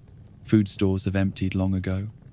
The drivers scour villages for stray gardens or hidden root cellars. They find potatoes buried beneath straw and shriveled carrots in frozen ground. They pry open empty barns to seize handfuls of seed grain. They cook what they find in a single iron pot. They offer what little they can spare for fresh horseshoes or a scrap of cloth to mend torn harnesses. The sleepers in the wagons cling to damp furs at night, curled on floorboards that rattle in the wind. You sit by a feeble fire and listen to the creak of wood under frost. You tend the embers with your breath. You feed the flames small twigs cut by stealth from hedgerows.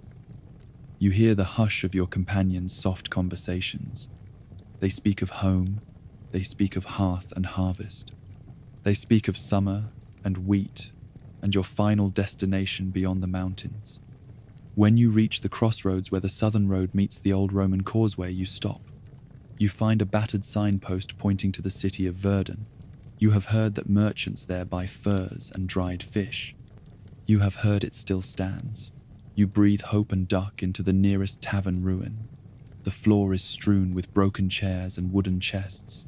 You lift a plank and find a handful of crusty bread. You share it with the drivers. You taste salt on the crumbs. You taste salvation. You leave the ruin and press on along the causeway. The ground is smoother here, but the snow drifts deeper. The wagons fare better on the stones, but horses sink up to their knees in snow between each slab. You walk beside them, guiding the wheels toward the harder stones. Your boots crack through the crust. Your cloak drips with melted ash. At dusk, you spy smoke in the distance, a dark column rising into the ash-stained sky. You call to the drivers and point. They tighten their reins and steer toward it. You hurry to keep pace. You hunger for warmth and the promise of safety. As you crest a small ridge, you see the walls of Verdun. They rise like grey marble against the skyline. The gate is open. You call out. Guards in fur-trimmed cloaks stand at the gate. They bear no weapons visible. They beckon you forward. You breathe relief and guide the caravan beneath the arch. The snowed-in road gives way to cobbles slick with ice. Inside the city walls you find life stirring. Torches glow in windows. The distant clang of a smith's hammer echoes through winding streets. You smell roasting meat and charcoal. You see merchants unloading wagons of furs and salted fish. You see women hauling pails of warm stew. You see children playing despite the cold, their laughter, a brittle sound that rings with disbelief. You guide your caravan through the streets and toward the market square. You call your partner and wave. He steers his camels toward a stable with a straw-lined floor. You pull the wagons into a row and unhitch the beasts. You release their bridles and lead them away. You stroke their flanks and whisper blessings that they carried you this far. In the market square you find tables piled with goods. A trader offers you silver for your spices, another for your garments. A fur merchant nods at your hides and offers to take them at full price. You haggle, still unused to the sound of coins. You strike deals and load money into your pouch. Your hands shake. You feel the warmth of gold against your fingers. When you return to the tavern, you find a table by a hearth. You sit and draw the warm broth from a kettle simmering there. You dip stale bread into it and taste salt and hope. You set the coins on the table and say you paid your way. The tavern keeper nods with a weary smile and brings more bread and meat. You eat until you can taste no more. You warm your hands by the fire. You watch the embers and think of the journey. You recall the stalled wagons, the bandit attack, the frozen fields, the cold night watches. You realize that every mile was a trial. Trade routes lie in ruin when ash and frost claim the land. Caravans stall, bandits roam, merchants tremble, goods rot, but you have pressed on. You have carried what little you had to a city that still welcomed you. You have found warmth and coin. You have found life on the other side of despair. You sip the last of the stew. You dip one final corner of bread. You stand and toss a coin to the tavern keeper as thanks. You wrap your cloak around your shoulders and step into the cold night. You count the silver in your pouch and know it will feed your village through another harsh winter. You walk beneath torchlight and listen for the sound of hooves on cobbles. You remember the groan of wagon wheels in the snow. You remember the fear of bandits under the trees. You remember the taste of hope mingled with ash on your tongue. You step past the city gate with your companions. They march beside you, each with silver in his pack and fire in his belly. You head back into the grey dawn, the caravan alive again despite stalled roads and ruthless men. Because in the year 536, trade routes lay in ruin, yet where courage and perseverance endure, even the deepest frost and darkest ash cannot halt supply or spirit. You press on, caravan in tow, into a world that will thaw again beyond the grey horizon. You rise before dawn in the bone chill of an unending winter and make your way to the broken church tower. The stones are slick with ice and ash, but you climb anyway because you have to see the sky. There you find the bishop and his acolytes huddled around a broken bell. They have climbed to ring their warning across the valley, but the rope has snapped. They stare at the silent bell, as though its silence is a divine message. The bishop turns to you with eyes that burn like embers. He explains that the ancient texts warned of a great dark year when the sun would dim and the earth would groan. He speaks of prophecy and trial by ice, and whispers that perhaps the sins of man have called down this frost. You watch him pace along the parapet, as though his steps might wake the weather itself. You feel his fear in the chill air. He descends to the nave and gathers the congregation. You enter behind him. The pews are cracked and empty, but today they fill with peasants clutching blankets and children fearful of each breath. Candles flicker against walls stained with ash and soot. The bishop stands at the pulpit and raises his hands. He proclaims that the world is in the grip of divine wrath. He urges penance and prayer to soften the hand of heaven. He speaks of sacrifice and fasting, urging each to give what little they have to the church. You watch villagers press forward, offering bit of grain and cloth. They bow in trembling silence. You press forward too, but hesitate before your ragged cloak and your handful of root stew. You place it on the stone floor and step back. You wonder if these offerings can sway a storm that blankets the sun. A monk steps forward with a cracked chalice. He blesses the offerings and prays that they purify the air. He sprinkles the grain with water from a vessel carved long ago. He crushes a few dried herbs between his fingers and burns them on a hot stone. The smoke curls toward the vaulted ceiling. You inhale the scent and taste ash in your throat. You wonder if these rites can reach beyond the walls. After the service, you find the bishop speaking with the parish priest at the back of the church. They whisper of omens and signs. They speak of a comet seen like a blazing sword in the sky before the ash darkened the sun. They recall a child born 3 winters ago with closed eyes and open mouth who spoke prophecy before he died. The priests say that boy predicted this winter would never end. The bishop weeps at the memory and bows his head in prayer. You turn away and step into the courtyard where markets should thrive. Today you find nothing but frozen stalls and flickering lanterns. You pass the friar who records confessions beneath a canopy of tattered cloth. He scribbles in blotched ink as peasants confess sins born of hunger and fear. They speak of petty thefts of root vegetables, of ill words spoken in despair, of prayers left unsaid. The friar listens and absolves them with water from the same cracked chalice. You wonder how many sins remain unconfessed as the snow piles high. You wander to the old chapel, where hermits once held vigil. The door lies broken on the ground. You step inside and find only a single candle melted to its base. Charcoal sketches of angels and demons still faintly cling to the walls. You imagine the hermits chanting through long nights, seeking visions to guide the faithful. You imagine them praying for the thaw and for the return of green fields. You imagine their voices lost on the wind. Outside, the bishop rings the bell by hand, the clang echoing through the empty streets.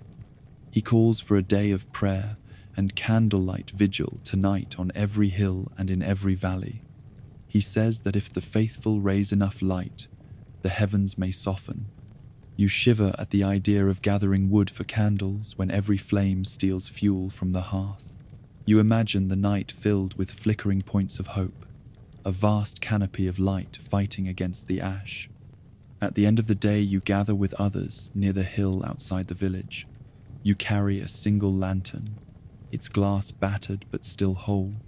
You hold it high as you join a line of villagers, each with a light of their own. The wind whips the ash across your face, stinging your eyes. You shield your flame and watch as more lights stretch across the hillside. You count hundreds, then thousands. You feel a rising warmth in your chest, not from the fire, but from the sight of shared belief. The bishop stands at the crest of the hill and lifts his voice in a chant that rumbles through the valley. Others join. Soon the hillside pulses with song and light. You raise your lantern and call out your prayer in a voice you almost do not recognize. You pray for forgiveness. You pray for mercy. You pray for the sun to break through. For a moment, you imagine the snow drifting away. You imagine the sky turning pale blue. You imagine fields of green. You imagine birds singing on the breeze. You imagine the ash dissolving like mist under a warm sun. You imagine your heart unclenching. Then the wind shifts and the lights flicker. Ash swirls. The chant falters. A gust snuffs out a dozen lanterns in one sweep. You shield your flame with your hand. You see others beside you lose theirs. You hear cries of fear and frustration. You feel the chill return, yet still the lights remain. You see hundreds of lanterns still lit. You see villagers clutching their lamps as though their lives depend on them. You see the bishop pressing his flame to his lips as though to breathe warmth into it. You see a single note of song rising again through the ash and wind. You stay until the last lantern guttered out. You stand in the dark and hear your breath. You feel the empty ache of longing and faith. You walk back to the village, lantern in hand. You pass those who sleep by the hearth and those who tend the watch. You press your lantern to your chest and whisper that hope is a fragile thing, but a necessary one. When you return home, you find your family waiting in the dim glow of a single candle. You set your lantern on a stool and gather them close. You say that faith is not a shield against the cold, but a flame in the dark. You say that prophecies do not hold you prisoner, but guide your path. You say that as long as you carry light in your hands, you carry it in your heart. They nod and lean into you. You rest your head on your mother's shoulder and feel damp curls at your cheek. You hear their steady breathing. You taste ash in your mouth. You clutch the lantern tighter, and you pray that tomorrow the world will turn once more towards spring, that the ash will fall away, that the sun will return. Because in the year 536, when prophets spoke of doom and prayers rose in desperation, it was faith and light shared in the dark that kept hearts beating against endless winter. You wake before dawn to distant howls that send a shiver through your bones. You press your ear to the wall of your cottage and hear the low growl of something large moving through the underbrush. The ash-soaked wind carries a stench of fur and something fouler. You slip outside into the grey half-light and scan the tree line. You see shapes slipping between burnt trunks and barren bushes. You taste fear in the chill air. The first wolf emerges at the edge of the village. It stands tall with ribs showing beneath matted fur. Its eyes catch the dim light like lanterns. It lifts its muzzle and howls again, a long, mournful call that echoes between rooftops. You clutch your cloak and step back as more wolves appear. 6 of them, drawn by hunger. They circle a frozen water trough, snapping at thin ice for moisture. You watch their gaunt forms, their bones clattering beneath ragged hide, and you know they will not be afraid. You dash back inside and rouse your family. You say wolves are at the gate. You say they will come closer. Your father grabs a pitchfork. Your mother clutches a lantern. Your sister hides behind the door. You slam the door shut and wedge a bench against it. You set a shallow pan of water on the floor and fill it with hot stones from the hearth. You pray the steam masks your scent. Outside, a pack of wolves pads silent over the frozen ground. They sniff the air. They scent the smoke from your chimney. They sense your fear. You hear a sudden crash as they reach the next cottage. The shutters break under their weight. Your neighbor's daughter screams. You cover your ears. A wolf slips through the gap and bounds into the yard. It circles the pan of steaming water. It sniffs and licks. Then it slips inside through the shattered door you have fortified. You stare, heart pounding, as it drinks and glares at you. Your father raises the pitchfork. He says, "Stand back." You step aside. The wolf lifts its head and bares black teeth. It glances at you, not hungry for flesh but desperate. It shoves the wolf back with the tines. It snarls and lunges. The pitchfork pierces a shoulder. The wolf yelps and collapses. The pack retreats through the door. You hear them crash into furniture and huddle outside in the ash. Your neighbor's daughter steps forward, tears streaking her cheeks. You drop to your knees beside the dying animal. You press a cloth to its wound. It bleats like a lamb before it goes cold. You taste salt in your throat. You realize that even wolves starve in this world of ash.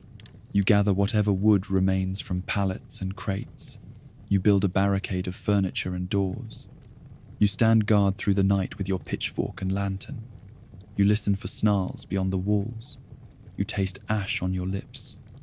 By morning, the wolf pack has moved on. You crawl outside and find paw prints leading toward the forest. You follow them a few paces and find a shallow den beneath broken stones. Inside you see wolf cubs huddled against their dead mother. They whine and nuzzle her cold fur. You press a hand to your heart. You know no mercy can bring her back. You return to the village carrying your partner's grief in your eyes. That afternoon you join the hunt for food. A group of villagers set snares along the riverbank, hoping to trap otters or beavers. Another group sets nets beneath ice holes to catch fish. You help set lines baited with scraps of root stew. You hope to feed the wolves, so they will spare the cottages. You wonder if kindness can replace steel. At dusk you return home with a single beaver. You share the meat with your neighbors and divide the pelt for blankets. You roast slices over the hearth and taste salt and fat. It warms your belly and softens the ache in your bones. Yet outside you hear another pack of wolves moving on your village's edge. A week later, you hear a low growl at your door. This time it is not a wolf, but a bear. It stands upright on its hind legs, towering above the fence. Its coat is thick but dingy. Its eyes are sunken. It sniffs the air. It roars once, a deep rumble that shakes your ribs. You run to fetch your father's rifle. It is old and rusted. You load a single bullet and step outside. The bear lumbers into the yard, knocking over barrels and trampling gardens. You raise the rifle and aim, your hands shake. Your father says, "Wait." He whispers that bears are stronger than rifles. He says maybe you can scare it off. He waves a torch at it. You ignite the lantern and hold it high. The bear flinches, then lashes out with a massive paw. You duck and fire the rifle into its shoulder. The shot cracks like thunder. The bear roars and charges. You dive aside. Your father swings a rope around a post. He loops the noose around the bear's leg. They fight, the bear dragging your father across the yard. You rush to help, prying the rope free from the post. You tighten it around a barrel. You lock the barrel into a corner. The bear roars again and slashes at the rope. You fire another shot into its hindquarters. It crashes to its belly. You and your father stand over the wounded beast. It glares at you, chest heaving. You feel pity and fear. You know that bear only hunts because it has no other choice. You cannot bring yourself to strike again. You nod to your father, who knows what must be done. He approaches with a blade and swings. The bear bleeds soundlessly. You kneel beside its head and press your palm to its warm fur. You taste ash and sorrow. You feel the weight of survival on your soul. That night, the village eats bear meat. You roast chunks over a fire lit from the barricade. You share jokes to keep away tears. You press the pelt across the children's beds. You whisper that they may sleep without fear, at least for this night.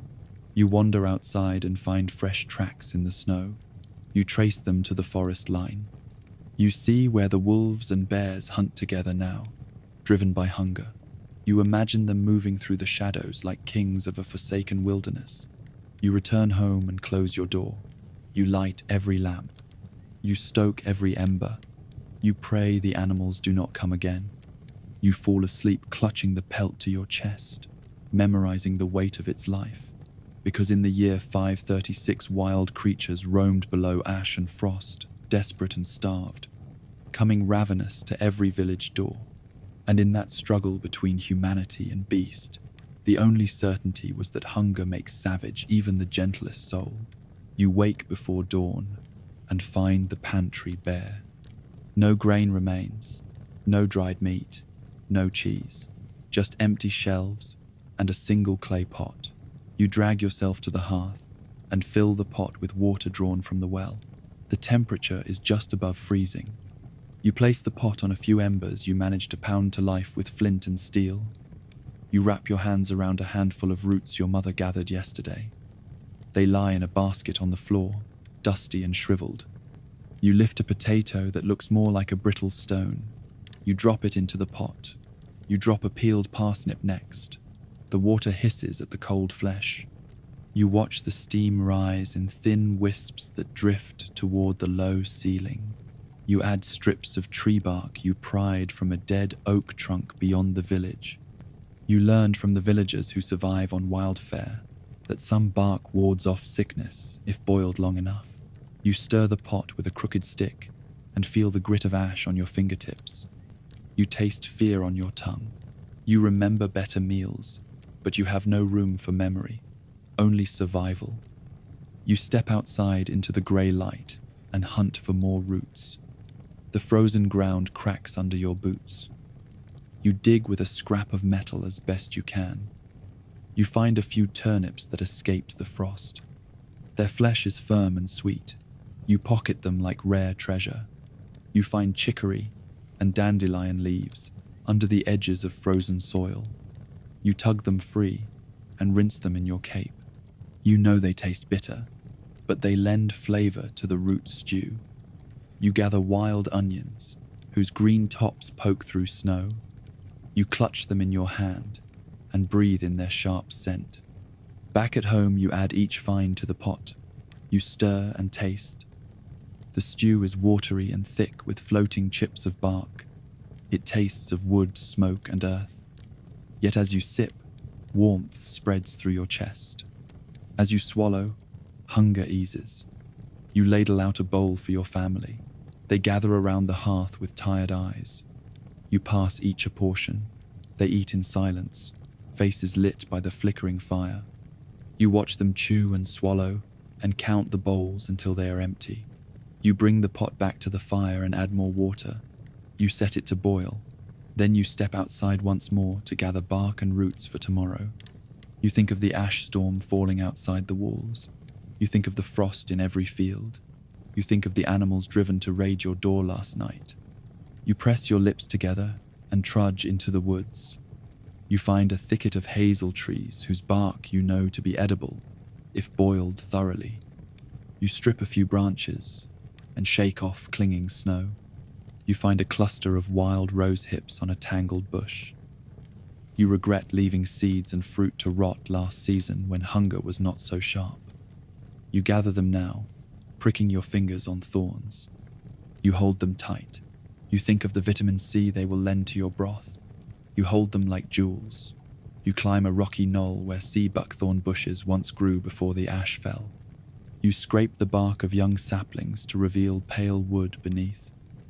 You break thin strips and tuck them into your cloak. You carry the branches home, breath misting in the cold air, heart pumping with the effort and the hope. At home you sort your haul on the table. You peel the thick skin from the rose hips and discard seeds. You slice the hazel bark into small lengths. You rub the broken branches of sapling wood to release a faint, bitter taste. You drop all into the simmering pot. You stir with a wooden spoon and let the flavors mingle. You taste again and nod. It will do. You call your children to the fire.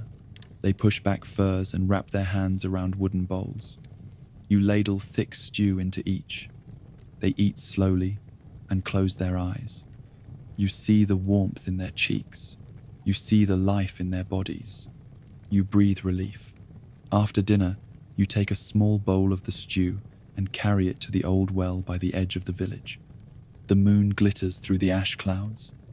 You set the bowl on the frozen stone lip. You whisper a prayer to the earth and raise your face to the sky. You bless the woods and the roots and the bark that sustain you. You bless the unending winter for teaching you how to live by what you find. You hope the moon sees your offering and sends mercy. You return home and hear a soft crunch behind you. You turn and see your neighbor's boy holding a single root he managed to dig from his garden. He hands it to you without a word. You lift him in your arms and whisper thanks. You carry him inside and wash the root.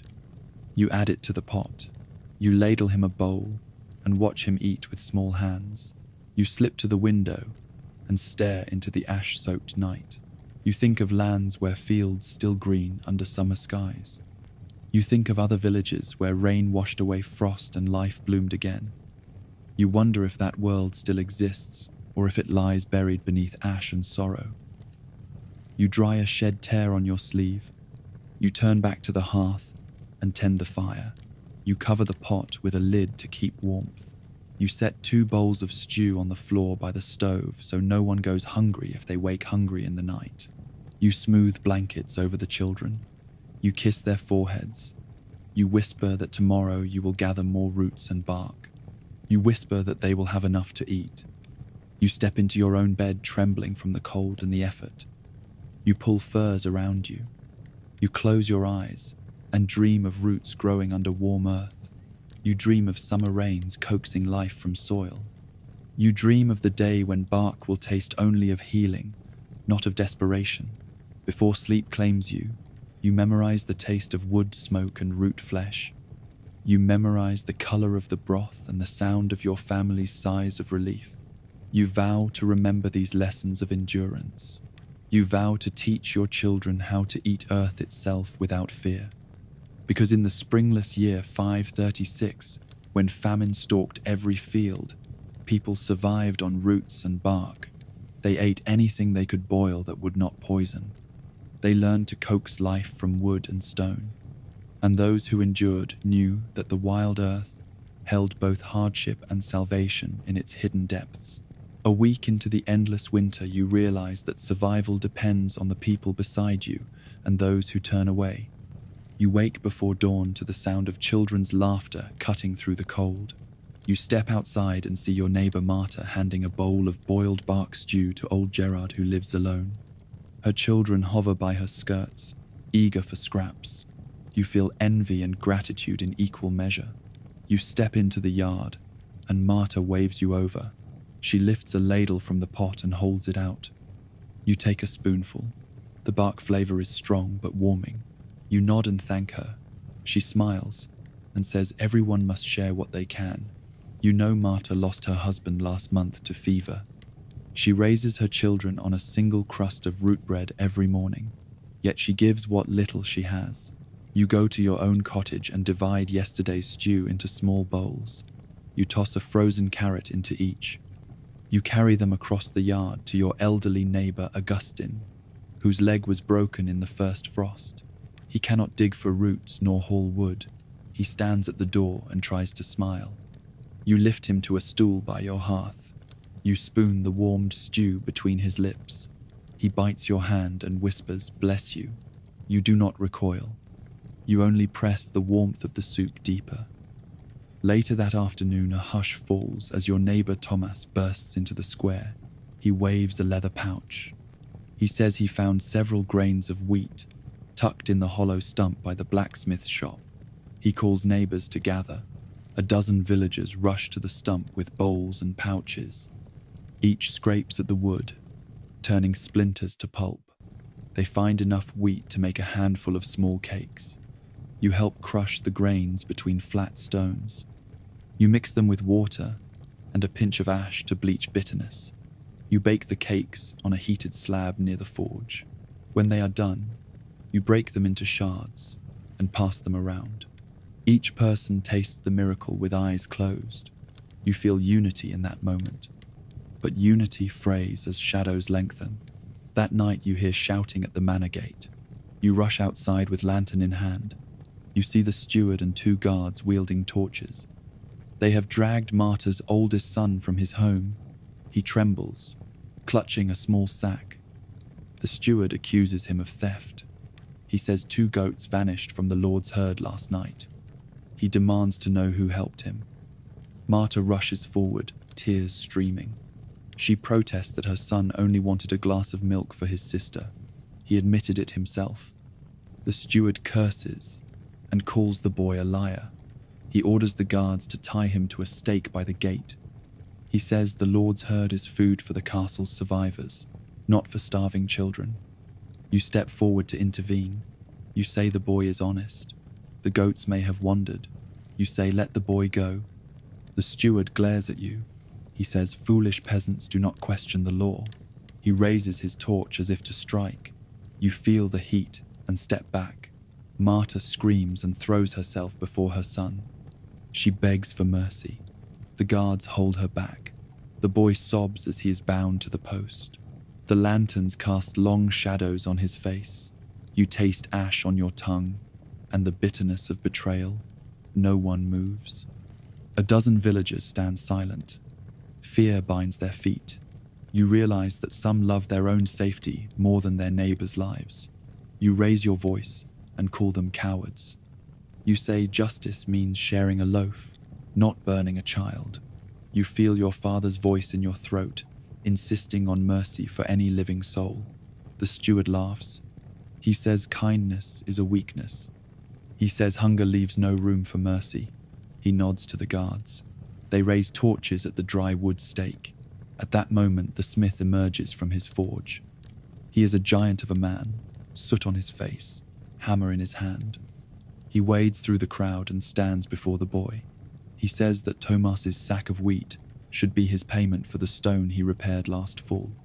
He says he will give the wheat to the Lord and spare the boy. The steward hesitates. He looks at the smith, then at the boy, who trembles with tears. He nods and orders the guards to unbind him. Marta rushes forward and clutches her son. She kisses his cheek, stifling his sobs. You feel relief like a wave.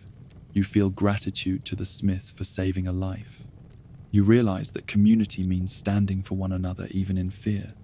The smith shakes his head at the steward and says the village stands together, or it falls together.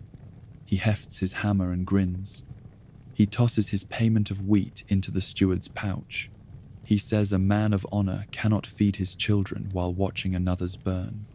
The steward says he will remember this insolence. He disappears into the gatehouse. The guards follow. The gate clatters shut. The crowd lingers in the square, silent as the fear ebbs away. You help Marta gather her son. You hug them both and say they are safe. She nods and thanks you.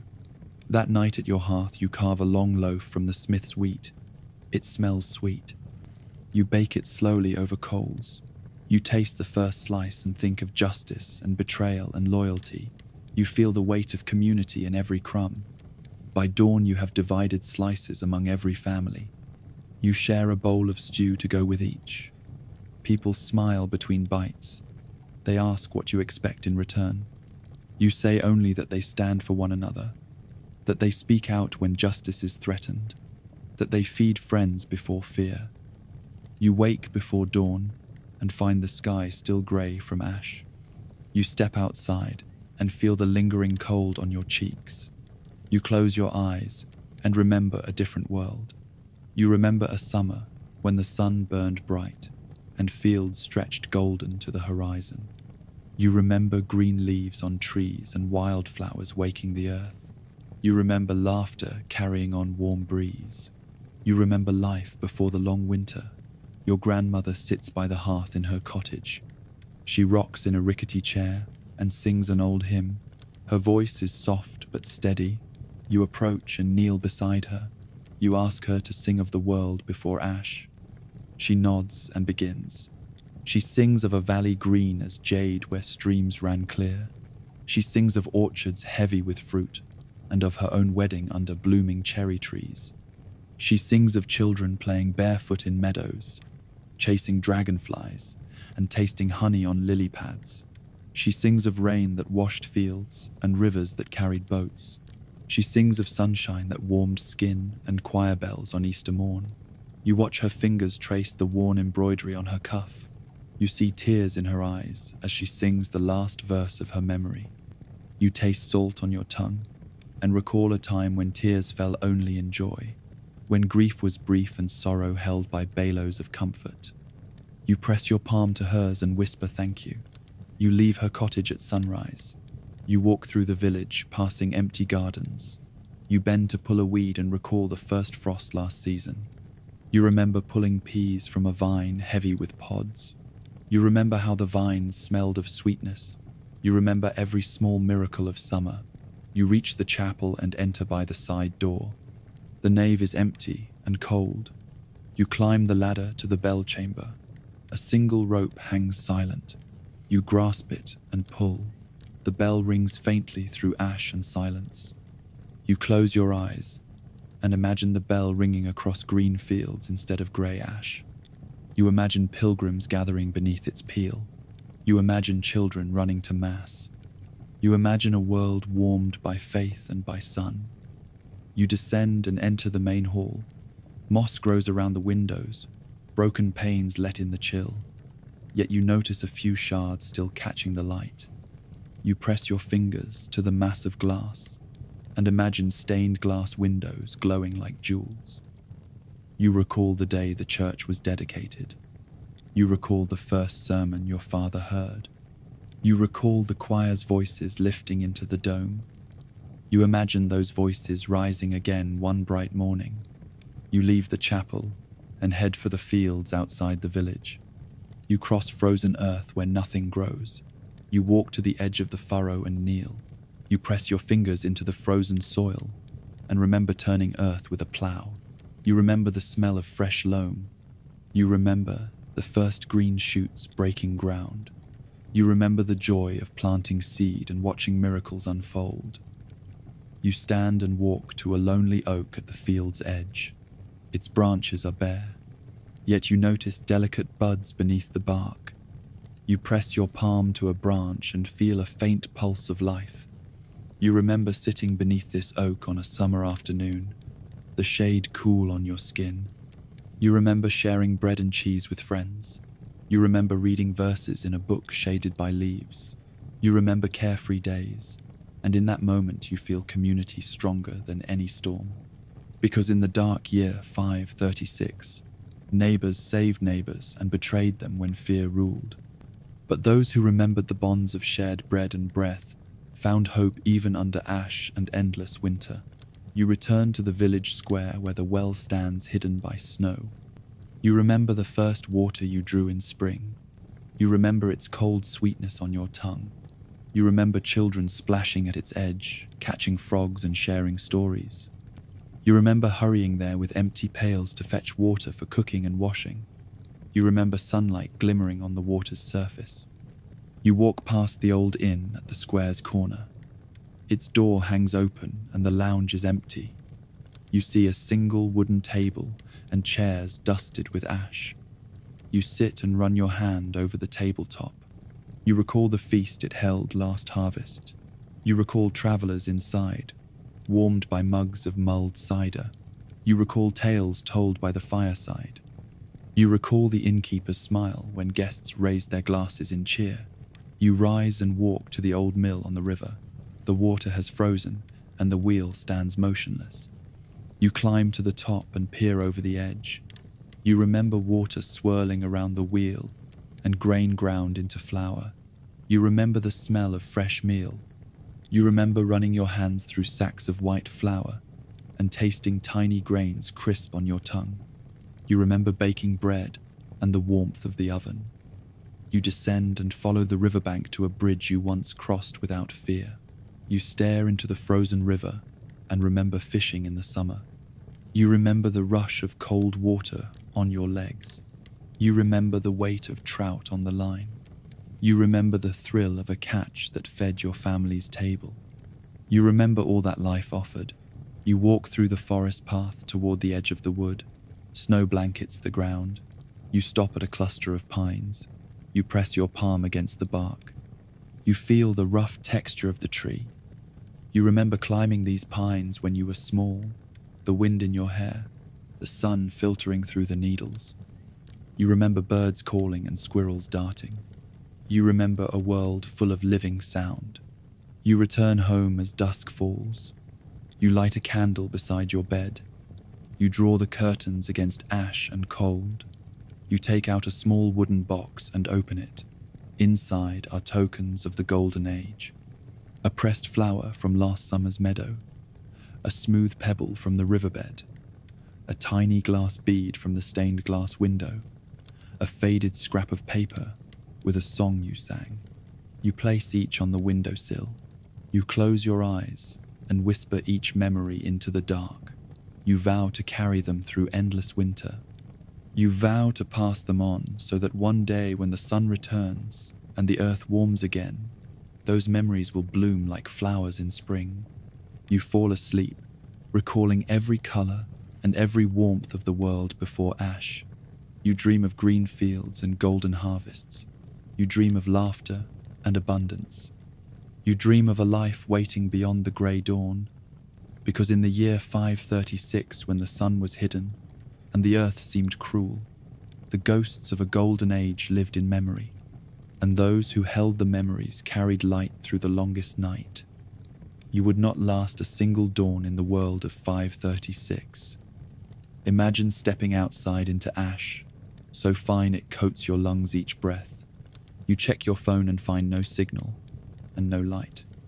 Your car will not start when the battery sours in cold and ash. Your heater will freeze without fuel deliveries. Your electric grid flickers and fails under ember storms. You would stumble for clean water. The tap runs only mud and grit. You haul buckets from a frozen well whose wheel creaks on cracked stone. You boil that water in a pot over open fire. Your gas stove no longer works. You learn to coax embers from damp wood. You burn furniture scraps and straw to keep your hands from blistering. You would lose every stitch of modern hygiene. Your shower is a bucket bath in winter air. Your soap is limeade from wood ash and animal fat. You scrub your skin until it peels, and your teeth until they bleed. You swallow grit and spit into frozen soil. You learn that the simplest clean is a luxury. You would hang your clothes on a line strung between two trees. The frost would stiffen every fiber. Your socks would snap at the slightest bend. You would beat your coat on a rock until the ash falls free. You would wrap in burlap and grease to shield yourself from wind.